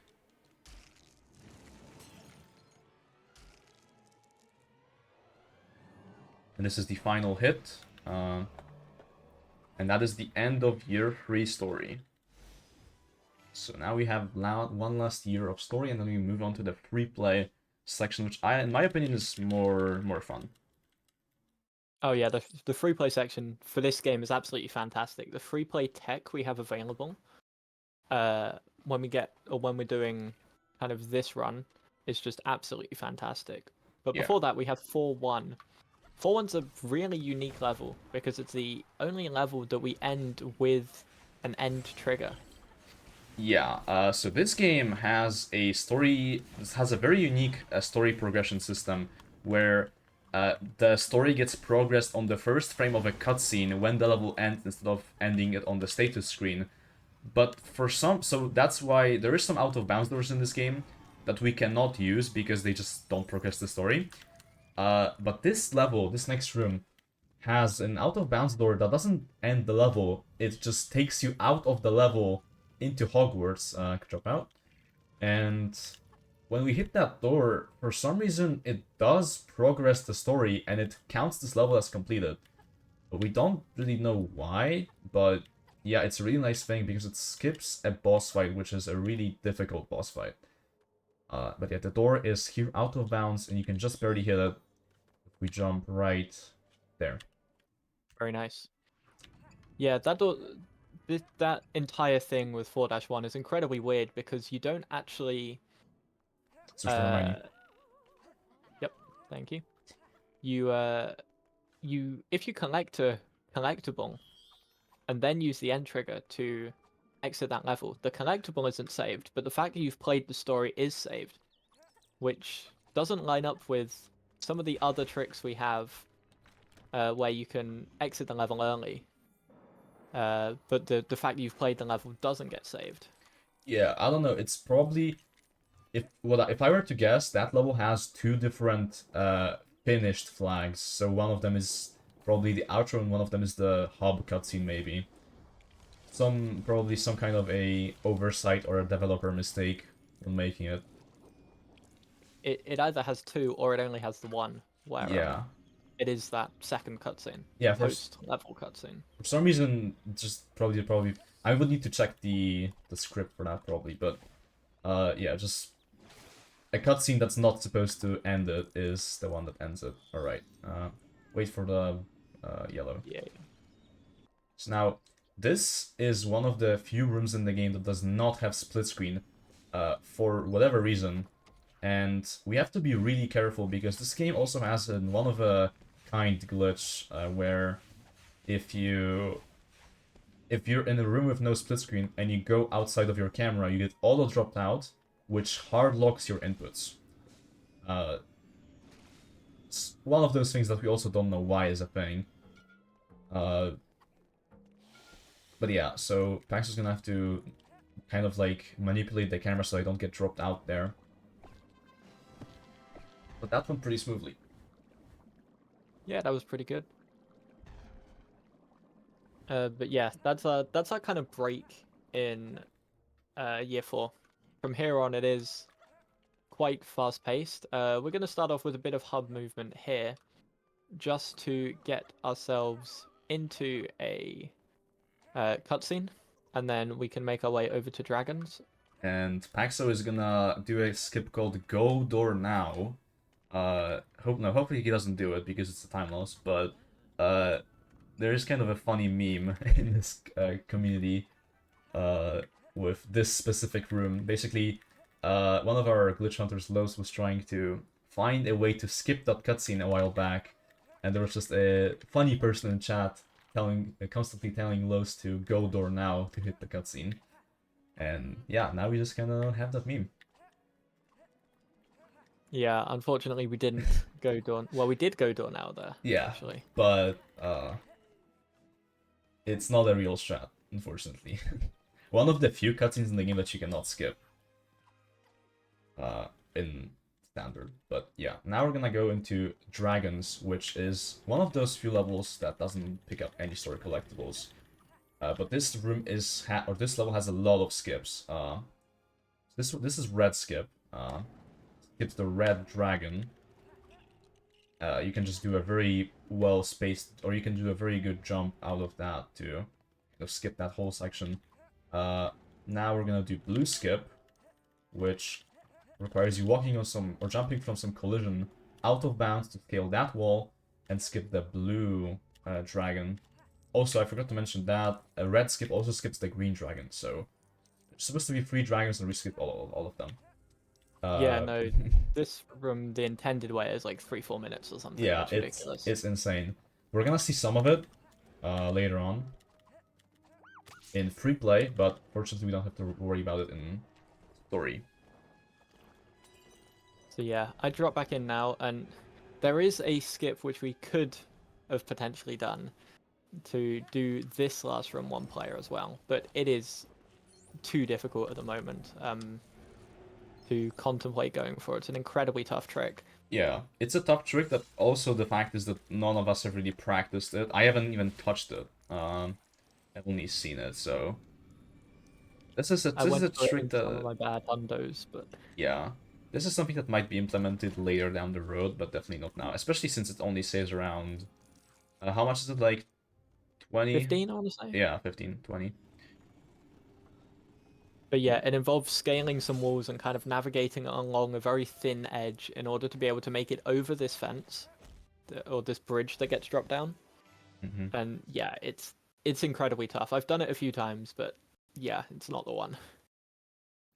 And if you miss it, you have to reload the room. Yeah, it's basically it's almost a one try.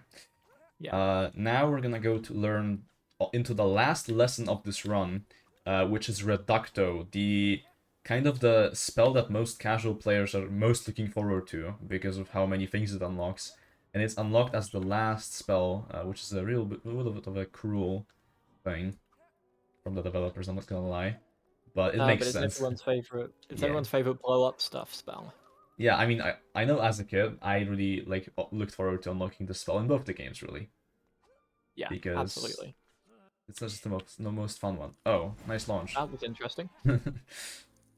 Yeah, this is a really simple lesson. Problem is that the targeting in it is absolutely horrendous sometimes. I have had runs that lost like 15 seconds in this lesson because one of those targets just didn't wanna work. And but that went pretty smoothly. And now we're on to the third level of year 4 for free. The first task. This level has a really annoying trick. Also, I cannot do this. Yeah, has a really annoying, basically RNG trick right at the end of the level. You will see it in a second. But first off, we have one last bridge warp that we're gonna see. Yeah, the RNG trick basically involves scaling a wall and relying on certain pixels just to be able to keep jumping and not be stuck in a sliding animation. It's incredibly annoying to get, especially, you know, if you're on a good pace run, it just feels like you can lose 20 seconds to nothing. We do have a slight setup for it. I wish there was only 20. Yeah, that's true. Right, so Pax is gonna position himself in a very specific point, and I'm gonna try to scale this wall. Okay, that went really well. Drop out, please. Yep. Okay. So yeah, this level you can basically just do one player. There is no place in this level where 1P2C is fast, other than using that player 2 setup there to get on the wall faster. But yeah, that trick is absolutely horrendous. Doesn't like to work a lot of the times. It's like the final kinda barrier between you and like having a good run in this game, especially in 80%. Yeah, somehow we are getting reverse marathon luck at the moment, which I'm not complaining. Yeah, but we have played some splits really badly.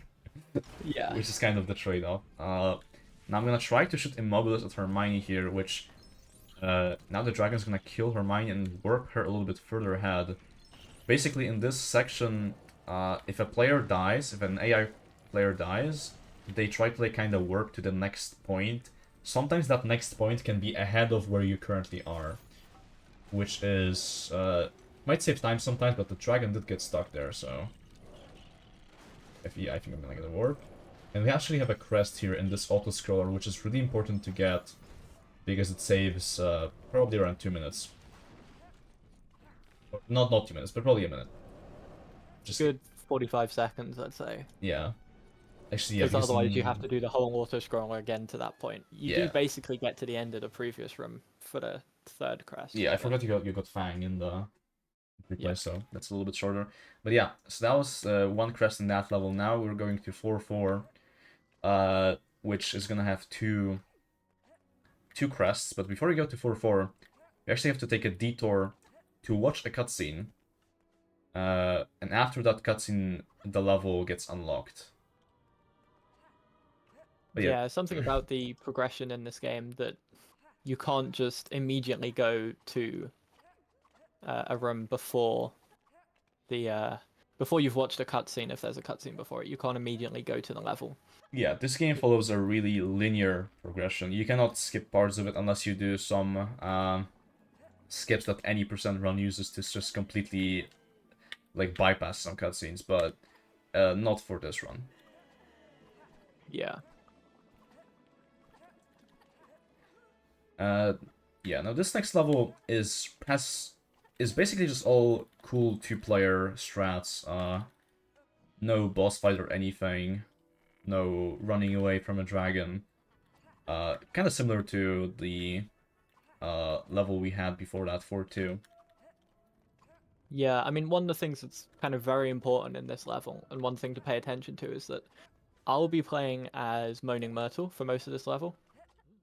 For all of this level, in fact. And Seed will be playing as Harry. And the difference between those two characters' stats is quite a lot. Myrtle's movement speed is slower, and also when carrying an object, it is way slower. So we kind of work around that a little bit, in that Seed is going to be covering a lot more ground with Harry than I end up doing with Myrtle, while we're kind of spawning these crests at the same time. Okay, that's probably the fastest way to do that. Yeah. Yeah, I bottlenecked a little bit. Mm-hmm. Yeah, the idea of this room is to get those three shells, or sorry, 4 shells, onto the bathroom sink on the right. And also, I'm gonna get the second crest here. So these are our two crests for this level. The other two are unfortunately not possible in story. And also, Pax has to wait for me to put this one, because if these are put on the same frame, they softlock the level. So you just kind of have to avoid that. Oh, we missed both the blue studs there. That's that's impressive, I don't honestly. trust our stud count. I'm gonna get them. No, we're fine. We have 330, I think. We were at 365 when... What? We were at 365 not that far ago. I'm pretty so... sure we were at 330 entering this level, but might be wrong. Alright. Yeah, now this room is just kind of nothing. You get into the prefect bathroom, you build a train, you build Yeah, a... it's nothing, but it's better than the first room of the next level. I will say that. Oh, yeah, that's for sure. But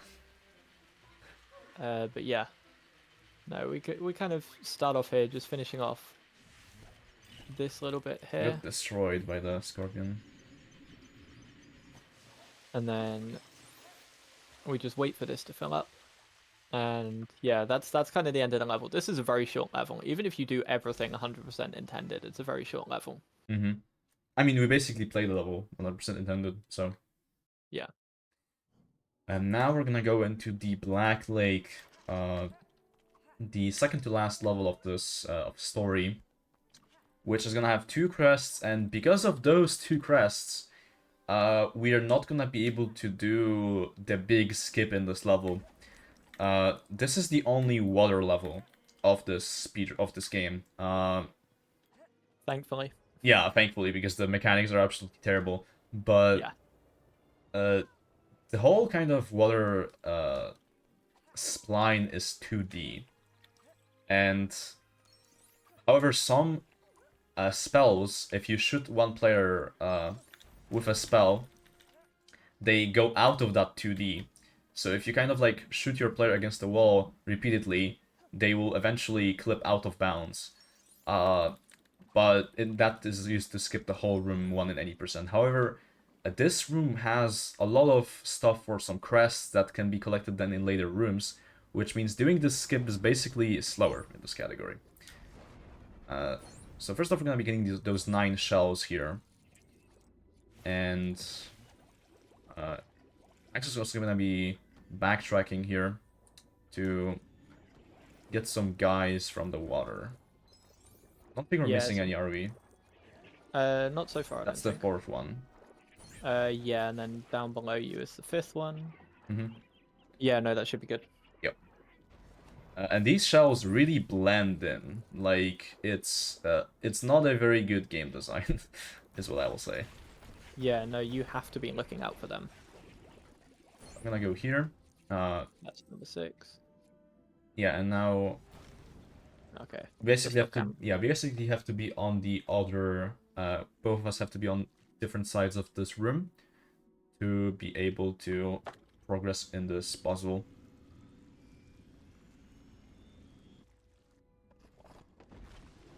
Yeah, don't get me wrong, I'm glad they didn't put in full 3D swimming mechanics. I think 2D with kind of these depth changes is a little bit better. But Yeah, I do agree. I just think I just don't like this level. That's all. oh, okay, uh, number 8 over there. Forgot about that one. And now yeah, Axel's gonna be getting the crest here while I get this one, or he's gonna get 4 out of 6 for the next crest while I'm getting the 9 out of 9 shells. I'm gonna try to finish this room here. Did you get all 4? Yep. Okay. And I yeah, might get pushed in here. Oh no, not quite. nah, fortunately not. And this crest that Paxo started doing is actually kind of weird because you need to get 4 out of 6 in the first room, then you get 6 out of 6 in the last room. So if you miss one in this room, you cannot go back for it. It's kind of annoying. But now, what we're gonna do is I'm gonna clip out Paxo with this technique that we talked about before the level, because this room doesn't have any crest that interest us right now. So he's just gonna go out of bounds and finish this room. This is also a really long room, so we do wanna skip this. Yeah, there are 2 crests in this room which we go back to, but for one of them Yeah, you do that. we need free play characters, so we might as well just leave it for the moment. Yeah, this last room is really, really annoying because there's some mermaid enemies spawning in here, and they have two hearts of health, but they also get iframes, really long invincibility frames per hit. So, and when they grab you, they stun lock you for a while. So we have to basically free those free characters, but before we free them, Paxo still has to do one last thing here before we finish Yeah. the level.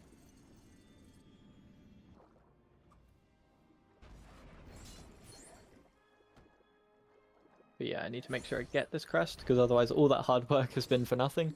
Yeah, But there we go. Now we finished the level, and that was really smooth. Yeah. I'm glad with how that went. And now we're on to the last level of the story, 4-6, which also coincidentally has 2 crests we'll grab.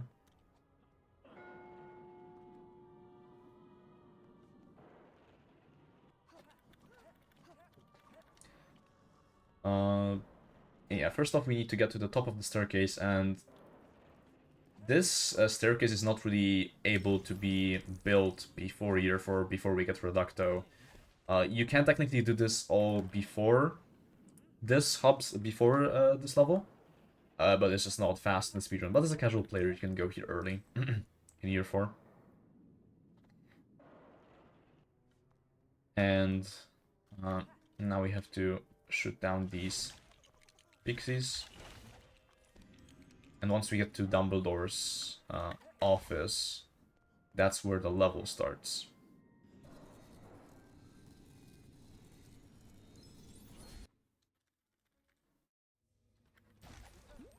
I got launched. Classic.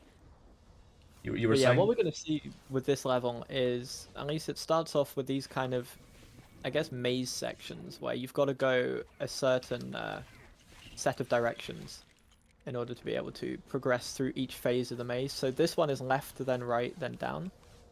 Yeah. So I'll set myself up to go left, Seed has set himself up to go down. And these are always the same, but you do need to build the knight before the door to the next room is active. You can just do Yeah. the order without the knight.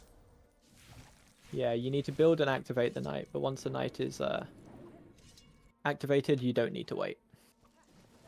Yeah, now here Paxo is gonna try to get some Devil Snare, 3 out of 5 Devil Snare for a Crest, and the last 2 are gonna be in the next room, while I am gonna be going to end this room.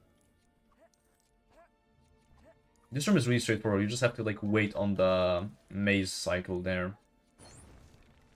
However, the next room usually is supposed to be a pretty long one where you need to get a Sphinx out of the way. But with a very easy Lumos jump, you can actually just skip the whole room. So I'm gonna do this Lumos jump, and I'm gonna wait for Paxo to finish getting the crest here. And I'm gonna go into the last room. And before we finish this room, we need to get one more crest here with the skeletons. We need to magic all 3 of them, which is sometimes a little bit difficult. There we go. And now we're gonna pick up the crests right after this first phase of the boss fight. Yeah, the kind of scary thing about that is if I'm stuck doing kind of the skeleton in the kind of bottom right, then I can actually get control and lock up. Because this is another room which doesn't have any split screen in it.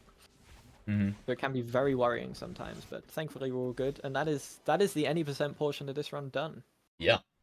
So now we're gonna go into the, like we said, the more interesting and fun section, which is cleaning up all the levels in free play. But first off, before we do that, we need to get some characters. So Paxo's gonna do a very interesting glitch here. I'm not sure if we're gonna do it right now or after we do the shop, but in this diagonally, there's some characters walking by here. One of them, yeah, we're gonna do it later. One of those characters is Soul Spam A. One of those characters is Professor Quirrell, which has dark magic. We currently do not have any dark magic character at our disposal, and Professor Quirrell has dark magic, like we said. And if you transfig the character in the hub world, you can then switch to them, drop them out, and enter the level with that character, even though you do not have them. So we're gonna use that glitch to get into, to basically unlock dark magic permanently. And before that, we have to buy Padma and Fang, our 2 characters here. Now, Paxo's gonna go hunting for... Oh, there's Professor Quirrell. Yep. Transfig him. Switch to him, and in this room he's gonna drop out. We're gonna enter this level, which is 4-1. Because this level has the character token for the Death Eater, which is the one of the cheapest dark magic characters. And this is where the 2-player movement starts to get really crazy, because we're basically gonna be finishing rooms as well as getting crests. So if you have really good concentration, you can kind of catch both of our sides here, but yeah, you won't be able to see everything, because not even I am able to see everything that's happening right here. Yeah. I mean, one of the key things from my side of things is obviously Seed switch to Fang for faster movement speed. If I do that, that is incredibly bad. Because basically, if I switch off Professor Quirrell right now, then I will not be able to switch back to him, because the game... We basically bypass the game's check for whether Quirrell is in our inventory or not. Yeah. So if I switch off him like I do now, I'm now not able to switch back. But thankfully, we don't need Quirrell anymore. Yeah, we only need Quirrell for 2 things in that room. For getting the Death Eater character token, and for getting one of the crests. The reason that thing with the Quirrell is fast is because this level has dark magic collectibles, so we can kind of get them before we unlock dark magic. So this is the only thing that we needed Padma Patil for, this one crest. Did I? Okay, I didn't make that. And now we have to free... And now we have to get with some wizards in order to get the last crest. And I'm gonna save and exit. this level, and that's the first free play split. Now we're gonna do another free play split right away because this one does not need dark magic, so we don't need to buy Death Eater right away, because this level 1-1 has the Grip Hook character, which is another ability that we do not get by simply doing story. This Grip Hook has the vault opening ability, or opening some vaults that are required for some crests. So you will see that Paxo right now is doing the normal intended part of the room while I am doing the crest. That beat me to it here, but I have to Lumos jump to this crest. Okay. Perception. Now we Fang jump, which we didn't explain really before. No, we didn't. Yeah, Fang jumping is basically the same thing as Transfig jumping in story, except if you have the Fang character, his hitbox is a little bit extended, so you can just do it anywhere in free play. By switching from into Fang while up against the wall. Yeah, while up against the wall and not holding a direction. Yeah, now as well. Pax is gonna go right here to get the last crest for this room, while I am gonna try to skip this room with Fang jumping. You can see how OP this technique is, because I can just scale every single wall at my will. And can I get in the vault early? And in the vault, even though we collected all the crests, we still need to get the... Whoops, we need to get the character token for Grip Hook. And now we can save and exit. And now we have our second and last shop trip of the run. We need to buy Grip Hook, Death Eater, and Crumb Shark. Now, when you hear the words Crumb Shark, you might be a little bit weirded out by that. Why would we need that specific character for something? That's because he has a very unique ability in the water level 4-5, the Black Lake, where if he attacks, he kind of goes out of the 2D spline and you're just able to clip out of bounds with him very, very easily. So yeah, we'll see that right at the end of the run, because that's gonna be the second to last level we play in replay. But yeah, this shop is very, very bad. I need to spam quite a bit to get to the character we want. So that's Death Eater.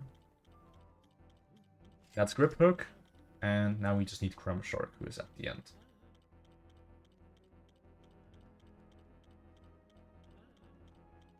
Yeah, unfortunately with this shop, it's just annoying.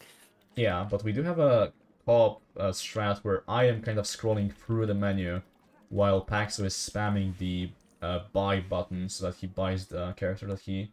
Oh. Okay, interesting, man. I just felt like doing that. Yeah, you need to pick a character now. Right, now we're gonna enter the 1-2, and what we're gonna do right away here is I'm gonna pet warp Paxo. I'm gonna drop out, and I'm gonna try to drop and warp teleport to Paxo, which is just an intended free play mechanic. Fortunately, sometimes it takes a while, I don't know why. And these last two crests we need to collect in this level are right here. Hello. Okay. So you're right here, 2 crests, and we can save and exit. And basically, we're gonna be doing these levels here in order. So we're gonna go through year 1, then year 2, year 3, year 4, except for those 2 levels we already did to unlock the characters. Yeah, so from here out we do every level except 1-1. And oh, sorry, 4-1. except 3-1 and 4-1. Oh yeah, that's true. We also skip 3-1 because we've already one visit the level. Now, Axo with a Fang jump here is gonna... Oh, I guess, yeah, you can do that. Usually we try to optimize this with 2-player, but because I fell off there, Axo is gonna carry this level. So yeah, both of those crests not possible in story, but really easy to get in free play. Only about a 30-second split. Now we're gonna go into 1-4. Very similar case here with those crests. Not possible in story, but very easy in free play. But this first one Pax is gonna do is unintended, and if you wanna explain what you need to do here. Okay, yeah. So there's two techs here. Obviously, the Fang jump, which we've explained, clipping Fang into the hitbox of a wall to be able to jump very high. But then the next bit of it is known as full stalling. So while I'm in the air and while I'm falling forwards here, I'm going to be switching characters between Fang and someone else. It doesn't really matter who. I forgot to pull the Uh, book. but yeah, the idea of that is I can just get around here to grab that crest. Oh yeah, that's the thing. Yeah, now I kind of forgot a little bit what to do here, but I need to put the invisibility cloak and kill this book. And after this, I can use this rune cabinet for the last crest here. Thankfully, there is just barely a gap in this floor so that we can actually see the rune cabinet and see what uh buttons appear on it. But yeah. Yeah, now we're gonna go into 1-5, which is a really one of the more complicated free play splits. So we have to get 10 dark magic rocks right away, which Paxo is gonna be taking care of here, while I try to progress this room. But there's 3 of them in the first room, and then 1 of them in the next room, and then 6 in the last room. I get stuck here. So I'm gonna get, actually, you probably can get this one if you turn time. Yep. Yeah. So this is a really difficult level solo. Co-op, it's a little bit easier, but it's still not an easy one, definitely. So get this one. Now, Pax is gonna go up top here. You can do the top part. I'm gonna do the bottom part of this room. And this is actually what you need to do in story normally. You need to dig this up to get rid of the water. But you need to do this to get some crests as well.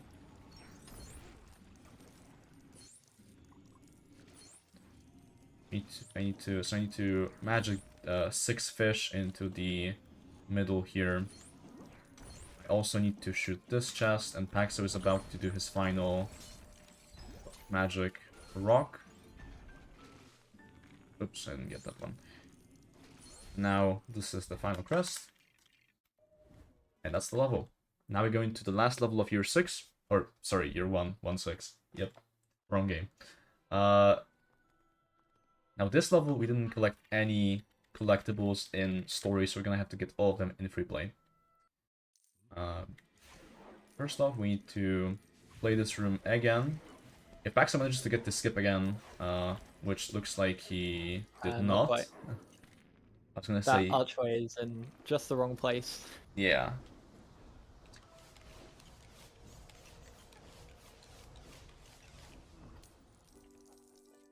But yeah, we have 1 crest in the next room with a reducto chest.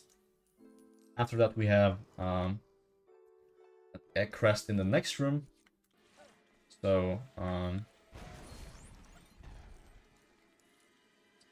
this one is kind of annoying. You will see why in a second. So, same as story, we need to use the broom here to finish this room, but also to destroy those 10 silver reducto keys at the top there. And you cannot shoot reducto from the broom. So you need to dismount the broom in the correct place to be able to hit all of them. And this is sometimes really difficult because... Oh, this actually helps. Because I don't have my wand out, so I didn't fall off. Oh, nice. Right, so there's 1 more here off screen, and then 2 at the bottom. That went better than usually. Yeah, it really did. And now we have 2 crests. And then we've got 2 crests in this room. Yeah. The first one, or the one Seed is doing right now, involves getting on a horse, which never seems to line up with the blue studs it should throw you up with. Yeah. But you can still get the crest anyway. And then I got a dark magic one on the lower side. Mm-hmm. So that's year 1. Now we go into year 2. And this is this level that we collected 3 crests in. We need to only get 1 in the 3rd room. Fortunately, this room is nothing, so you can just walk straight to the door. And the next room is really, really quick.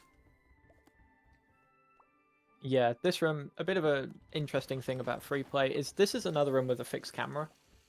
And unlike story, you don't get warped to the front of the table during this camera pan, which is rather annoying actually. But there is a specific spot which I am standing in, which means that the camera will not ever like push me off, and Seed is able to see and hit every single thing in this room. Mm-hmm. Yeah, so like I said, just have to get through this room, and after that we do one dark magic thing. Need to come over Just here, walk I into think. it. Okay, Yeah. there we go.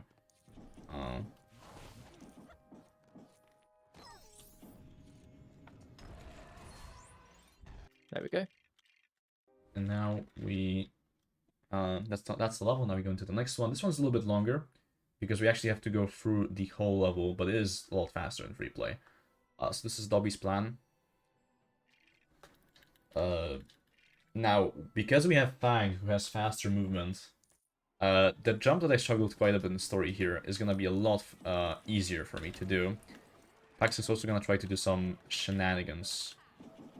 Yeah, this is a way riskier skip to go for, but I got it. Oh, whoops. Hold on. Forgot to shoot Dobby. So Pax actually beat me to this. Don't camera. Right. That works. That does work. That was an on-the-fly running of that. But Yeah, yeah, no, I haven't got that skip before, so we've never been in that situation. yeah. Now we just have to get through this room. Same as story. Next room is where we start to get some crests. So we're gonna start out the same as story. We're gonna do the caravan skip here, and I'm gonna be on the bottom trying to kind of progress. Ah, Oh, sorry. yeah, that's fine. And Pax is gonna stay behind and try to do that part of the crest. The second part of the crest is actually on my side, so I am gonna do the poster while he waves at it. Grab the crest, and now we can shoot Dobby to finish this room. And now we have one more crest in this room that we have to Fang jump to. Oh, I got stuck. I lost the race. That's so sad. Yeah, this is also one of those things where we just like try to race to this crest every time we play this because it's fun.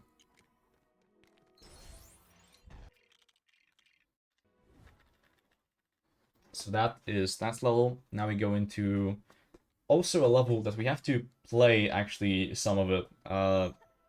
2-3. This first room doesn't have a skip even in free play, so we do have to play it the way they intended. It does also have a crest though, which takes a large amount of time. So I'm gonna go over Yes. and start that pretty much straight away, and leave Seed to do all this fun stuff, including this. Ah, lucky. Yeah. So Paxo's pulling a strong strength handle on the bottom there.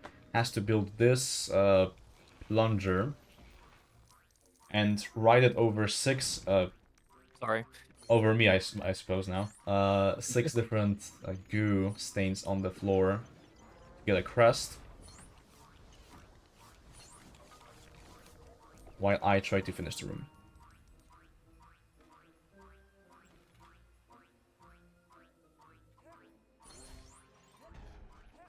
And now that he's done the crest, he's gonna help out a little bit here.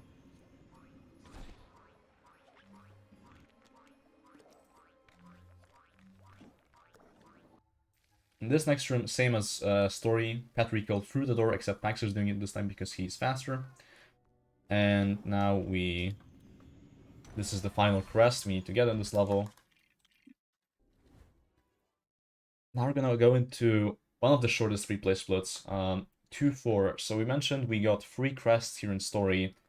The final one is in the first room, really quick. One. What I'm gonna Yeah, do it's super here, quick. yeah, what I'm gonna do here is just shoot this chest, hopefully. Yeah, Seed will be in charge of this one. I am purely trying to keep Myrtle at bay right now. It doesn't matter if I get any progression in this boss fight. I just want her to not throw anything at Seed in particular. So if that happens, that is some annoying time loss. Looks like we're fine though. Mm-hmm.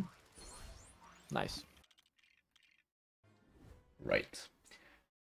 Now we're gonna go to 2-5, which is a really cool level. One of my favorite splits in this category, might even be my favorite split. Yeah. A lot of cool co-op movement here in the first room. I'm gonna start off with a... Pax is gonna do those flowers right there. I am gonna do a glide to this part. Basically, Pax is basically just gonna be cleaning up everything after me, and also gonna try to do this jump, which is a little bit more difficult for him with the input delay, but should manage it. I'm gonna Hopefully. bang jump over here. There we go. Okay. And yeah, but basically we have two objectives in this room. One is to get those 10 flowers, which I have the ones to which.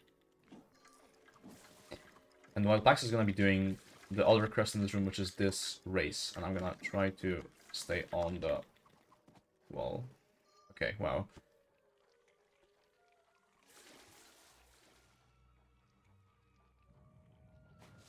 So yeah, Paxo is gonna grab this crest after this camera pan. I'm gonna glide above a camera pan into this last part of the room. And after that, we're gonna finish the room, go into the Aragog boss fight, and grab the last crest. Yep. If this targeting a low? Okay. Yeah, There. one of the things we can also do during this, which is very useful, is like if one of us players has downtime, it's generally a really good thing to try and figure out what kind of character order you're in. So I was able to use the downtime there to work out where Death Eater was. As it is, I went in the wrong direction, so it didn't actually matter. But Yeah. Now we're gonna go into the longest level of the free play section. It's not even close. Because we have to do all of this level casually to be able to progress. well, you say casually. Yeah, well, story strats is what I mean. Yeah. So, I'm just gonna bang jump up top here. Gonna do the same strat as in story except with like, Crookshanks, because Crookshanks is a little bit faster than Scabbers. Also, I don't think we even have Scabbers anymore, do we? I'm not sure what Ron has in free play state. Whether he actually has scabbers or not. I'd imagine not, but I'm not sure. Yeah, I don't know. So yeah, this room is gonna be the exact same as story, except a little bit faster. After that, we have a very interesting room 2, where we have to do part of the room casually in order to get a singular rest. And then after that, we need to go for one more quest in the Basilisk boss fight. But most of this split length is from this room, because this room takes 2 minutes almost, and there's no way to skip it in this category. There's actually a way to skip this room if you have the Accio spell, but that is a very expensive spell, costs 4 million studs, and also that spell just like glitches out the game completely and makes the run not super ear-friendly because it makes the audio sound very weird. So first off, Yeah. we cannot even afford it, but even if we could, it probably would not be used in marathons. Yeah, no, we were good on studs, but we aren't good enough on studs for 4 million. Yeah. We got barely like 500k, I think, for the whole run. It's actually Yeah. really difficult to grind studs in this game. Accio is just like way too overpriced for us for any speedrun of the game other than 100% to get reasonably quickly. Yeah, no, the best way to grind studs in this game is to collect ghost studs during the story section of your run. And then buy various stud multipliers along the way. So now, which is the route that's undo. Mm-hmm. But yeah, this section we've got 4 skeletons, which we need to build, and 4 spots which we need to dig at. Each of them spawns a crest, and Seed is going to be taking most of the upper part of this section. I'll be taking most of the lower part. Yeah, and the thing that I'm doing here with the plunger for the squid is actually required. because we need to build this kind of elevator in order for an invisible wall to disappear. Even though you can absolutely make this jump to the top here, without this elevator in place, there's a wall here. This is the third dig spot, and we're gonna build the two skeletons here at basically the same time. And the crest is gonna spawn on the top here. And this skeleton here that I actually built is the way you're supposed to play this room in story. Yeah, it's kind of a clue you're meant to do this, or you're meant to get all 4 skeletons to spawn a crest in story, but I think the old route for this category did get this in story, but because we have methods of being able to skip it, there's no real point in doing so.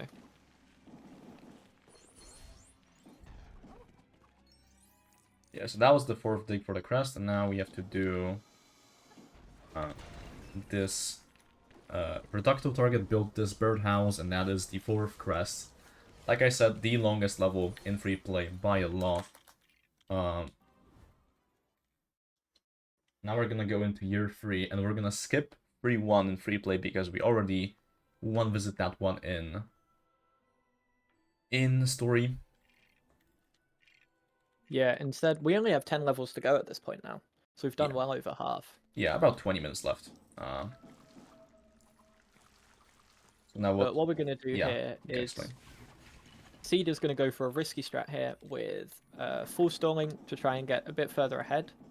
I'm just going to basically replicate exactly what we did in the story section of this run. Oh, wow. Got all that except just for a this little jump. bit of safety. Yeah. There we go. So we don't have any crests to pick up here. We just need to make our... Oh, that was the wrong button. Okay. So yeah, you can actually fang jump around that corner. You can't do it on the, I guess, normal facing side of the stairs. You have to go around the corner for that, which is a little bit weird, but it's just the way it goes. We also have a bit of a strategy here.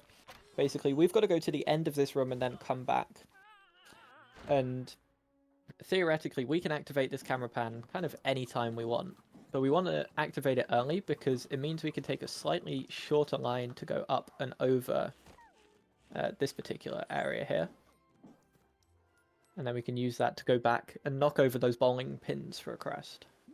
Yeah, fortunately the invisible wall for the snowman is only from one way, so you can just walk through it from the other side. So I'm gonna get this crest, I'm gonna exit the room, and now we can just skip this boss fight, same as story. But with this room, we need to do basically casually. We need to get this snowball. Are we missing a crest? How many are we on? 2. We did miss one. We missed blue. Which one's blue? Oh, you did all the owls, but you didn't grab the crest in story.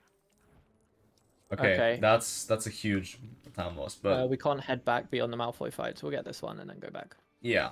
Okay.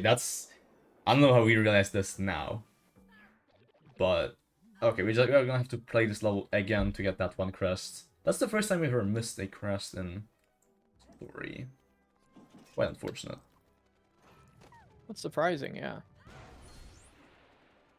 Oh well. Yeah, so we're gonna have to play through this again. It's gonna make it a little bit longer, but that's fine. We're not PBing anyway, so.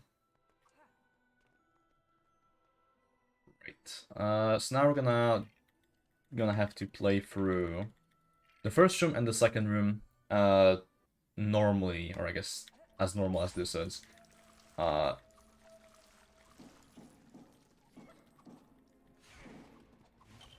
And yeah, in room 3 we have to shoot the 3 owls. And this time actually grab the crest. Yeah, I'm not sure how that happened, but oh well. Honestly, it's kind of weird because the crest like spawns in a different place.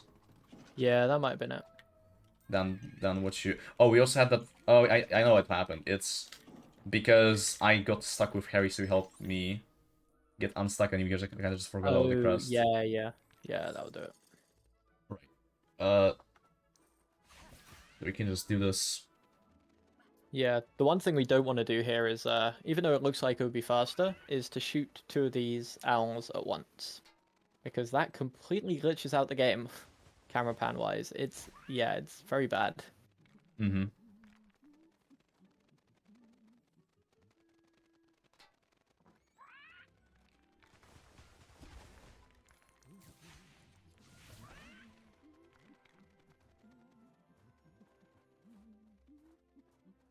Oh, we got the camera pan glitch a little bit because we were in split screen, I think. Oh, interesting. Yeah, so this is what we forgot to do last time. Yeah. There we go. That's Okay. unfortunate. That's one of the worst crests in this, but yeah, anyway. Now, we're gonna go into free. Free free is a Pretty... super fun level as well. Yeah, it's really cool. So I'm gonna, for once, let Paxo do something on his own in this run. I'm gonna drop out because he knows how to do this one and I do not. So, gonna Yeah, fang well, jump over. yeah. The first bit we've got to do here, this room, we actually have to play more intended than we did previously. Because there's a strength handle under this kind of area of floor. Now, the problem with it is, this section sucks. That's the first time I've actually got it in this category without one of the pieces, like, flying off to the moon somewhere. Or just not clipping in place. So that's quite nice. Yeah. But yeah, the whole reason we do it is for this rock on the right-hand side, which is a dark magic rock. We can spawn and collect. Ooh, you almost went off camera there. Right, now here, Paxo's gonna get a crest while I try to fang jump to the end of the room.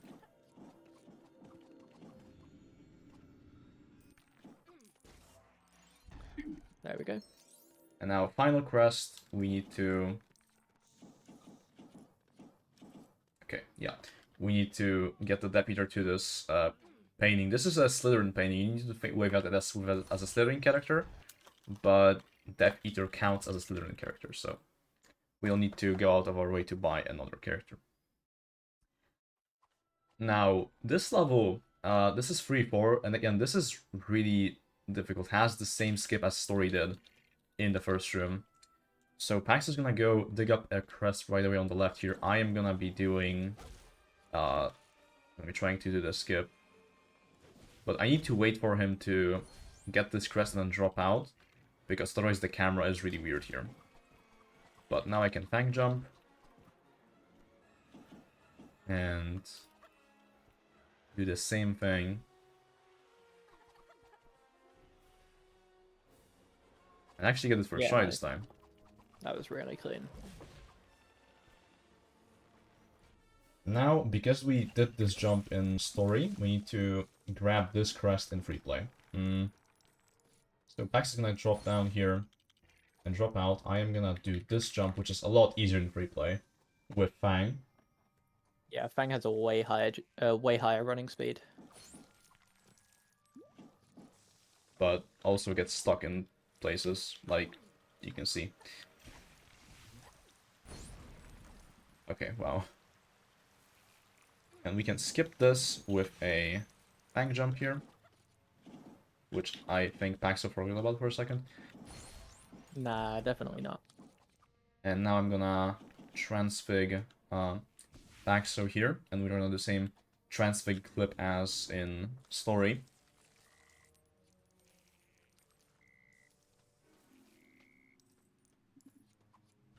And this boss fight is not skippable, unfortunately, but we do have a piece of tech that we have been doing in a few places of the run that we haven't really talked about. It's animation canceling. So what both me and Max are doing right now is shooting while switching characters, which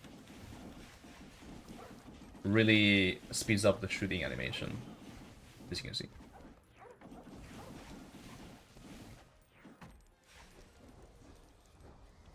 I'm going for the purple stud. Go ahead. Yeah, let's go. And now this last room has 2 crests for us to collect. One of them is gonna be for me, one of them is gonna be for Paxo. He's gonna get the dark magic rocks. I'm gonna get the mandrake and walk with it for a while.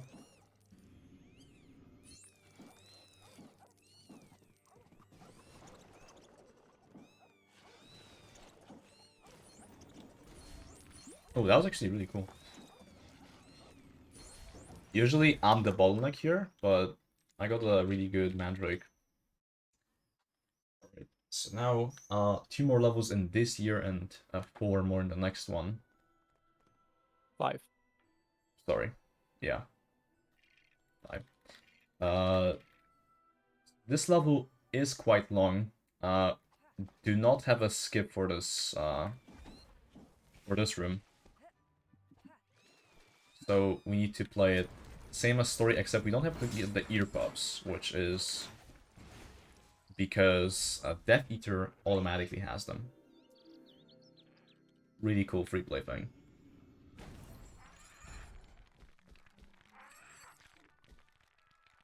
Yeah, it's kind of one of the hidden stats about Death Eaters, I guess. So they do have these earmuffs. Makes them incredibly, incredibly useful. Yeah, In these kind of sections. Death Eater has also one more property where he cannot transfig on other characters for some reason. We don't know why. He's like, I think he's the only character that cannot. But yeah, I think here, so, yeah. Pax is gonna do a crest on the right, while I'm gonna do a Lumos jump into a Fang jump to get up here. And then get the record for the gramophone. Yeah, so Yeah, go ahead. ironically enough, what I'm doing right now is the intended stuff that you're supposed to do. So this is how you're actually supposed to kind of complete the section by spawning that lily pad there so you're able to jump up and all that fun stuff. And then you kind of just get the ability to do this crest by default. But obviously we have a way bigger skip for this in story. So it's quicker to come back in free play, where we can kind of divide our time a little bit better in order to grab the crest. We also need to use these music discs to be able to spawn another crest. There's 2 music discs. I'm going to pick up the other one here. And I'm gonna wait with the finish level one. Yeah, and we need to make sure the crest clicks in place before the finish level one gets there, because otherwise the crest does not save, and that is the most infuriating time loss in this run, I think. Yeah. There we go. And now we have one more crest in this room, which is quite annoying to get. We need to do this Lumos jump, and then we need to, I guess Pax is gonna do it. We need to do, Pax needs to do a very, very high Fang jump. That invisible wall is really high for absolutely no reason to get to that final crest. But yeah, now go on to 3-6 free play. Has a really cool skip at the very beginning. You'll see here. Yeah. We got about 6 levels left now, so we'll be hopefully about 10 minutes from here, I'd say. Yeah, also, can you, like, when you were in the first task, can you DM, or not, ping Yeah. Hob? Because he Yep. asked me to, but I'm not gonna be able to do that. Yep, that's all good. Alright, so now I need to make a pretty precise jump from here and then glide over. That's not working. Glide over with Fang to... Okay, I am in a really bad spot here.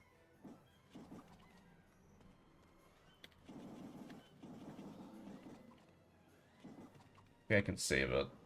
Oh, I did not. Okay, cool.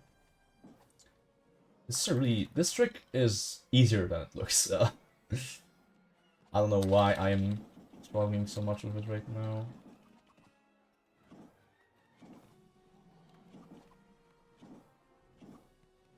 Is that gonna work? What? Okay, interesting. Interesting. This is just the game being rude to me. Okay. I think I need to reset the setup, or you can try it, because I think this camera is just not gonna work.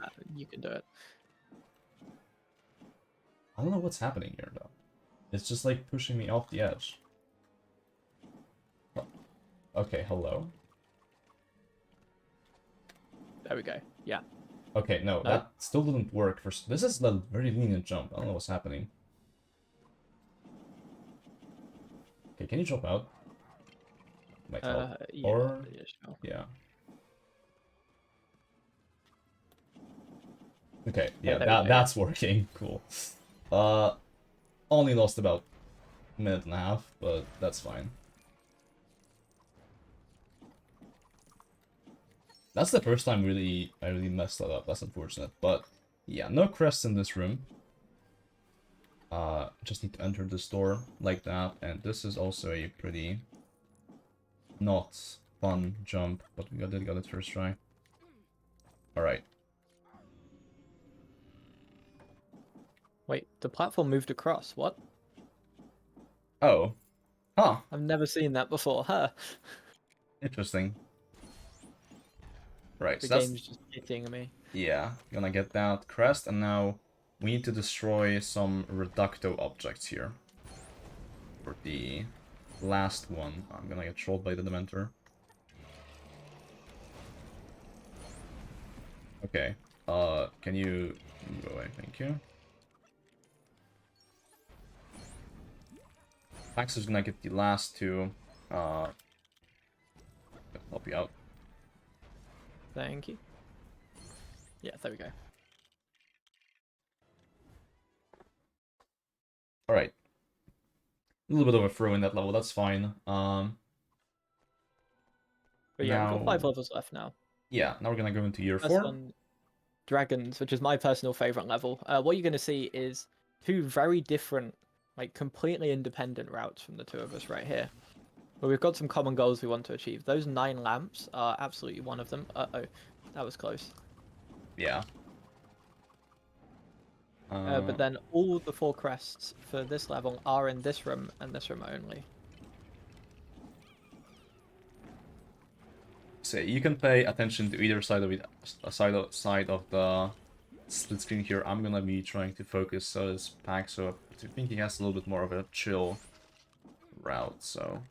Yeah, once I get this Fang jump's a little bit annoying to get because there's a lot of collision that just doesn't like to work for it. And you kind of have to reset the Fang jump a couple of times in midair to get it working. There we go. But yeah, what I'm going to be doing here is trying to do what's actually the intended path here, which is playing the xylophone or whatever it is for this dragon in particular. And I'm going to try not to interrupt Seed while he's in the middle of a big jump. Do it. Okay. I was waiting for you to do this. Alright. But yeah, these patterns are always the same, which is why I'm not hyper-focused on what they are. If I forget them, it is entirely on me. If I misplay them, that's obviously the game's fault and nothing to do with me. Yes. Yeah.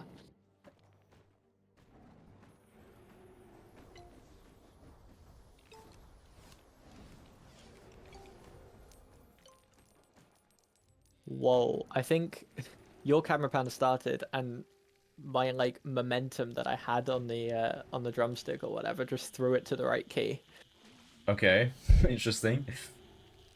I think this is the first time that I managed to do this before your side is done, so... okay.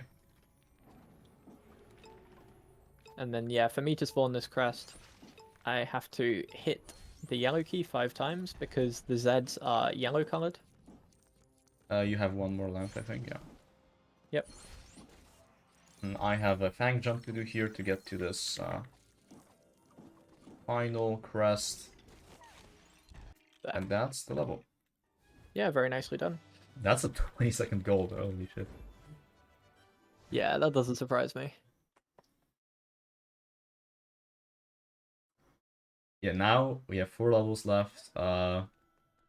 First task. This one is, again, we only have 3 crests to collect, all of them in the same room. What we're gonna do here is kind of move our players, both of them, to these kind of pillars here. So the dragon attacks each of them, which is one of the crests. Yeah, I mean, this is also the intended way of doing it, apart from the dark magic. But yeah, it's pretty fun. And we don't have to do the stupid skip again, because we can just fang jump over, which is really fun. And yeah, Paxo's gonna kind of stay behind, get that. I'm gonna try to do this jump. Okay. Skill issue. Oh, yeah. Also skill issue. Both of us I'll just let did you go first. Okay. Whew. Now we have 2 more things here, so I'm gonna be digging up this. I'm gonna be trying to finish these stairs, which is normally what you're supposed to do to get to the end of the room. I guess both of us are gonna be doing that, but doing this correctly actually spawns in a crest. Hello? Ah, classic. There we go. You have to wait for this to respawn, because that's one of the worst crests in the game, I'm not gonna lie. And now we exit.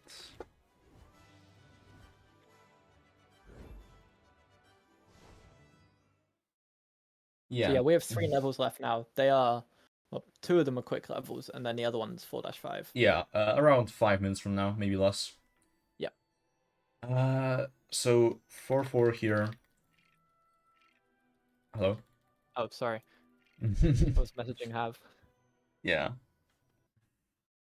So right here, we are gonna be basically just finishing this room normally, with one exception. I can do this for me.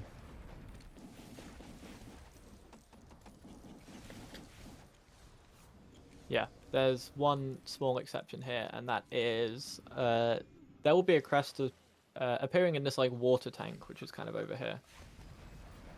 Wow. I don't know what you were works. planning to do there, but I was kind of expecting you to be spamming it at the same time. yeah, so I'm gonna be bringing the shells over. Paxo's gonna use this strength handle.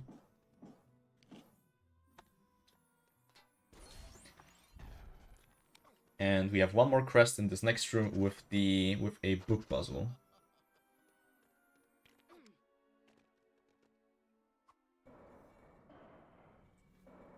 That Paxo is gonna do right here, because he is spawning as Hermione anyway, so might as well. Oh no, the pressure's on me.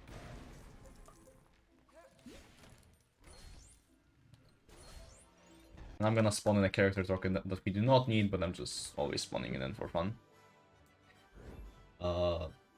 Right. So now we have two levels left. This one is the longer one of the two. But we are gonna see a very unique glitch here with the Crumb Shark character that we bought just well, in one of the shop trips.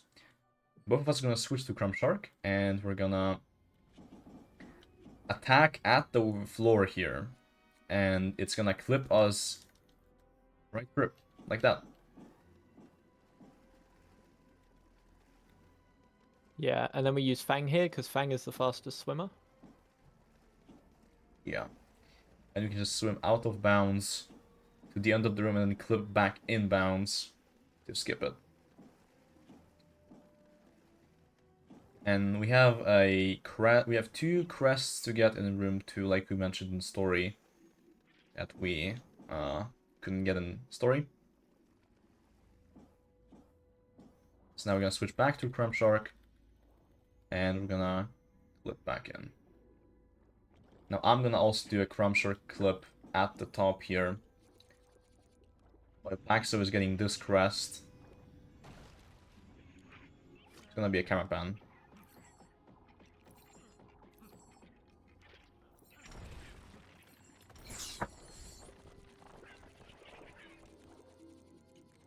And we have one more quest in this room that involves clearing out the ink of a squid. I don't know why this is not working.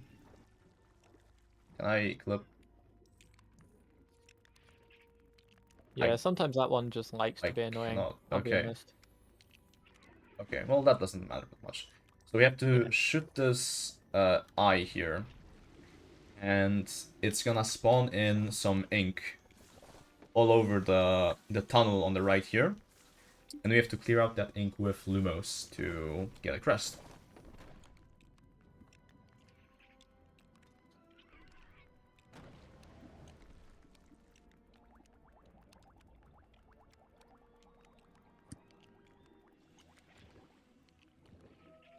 And I'm gonna delay mine, my side here, because I want Paxo to get to the end of or to the middle of this tunnel.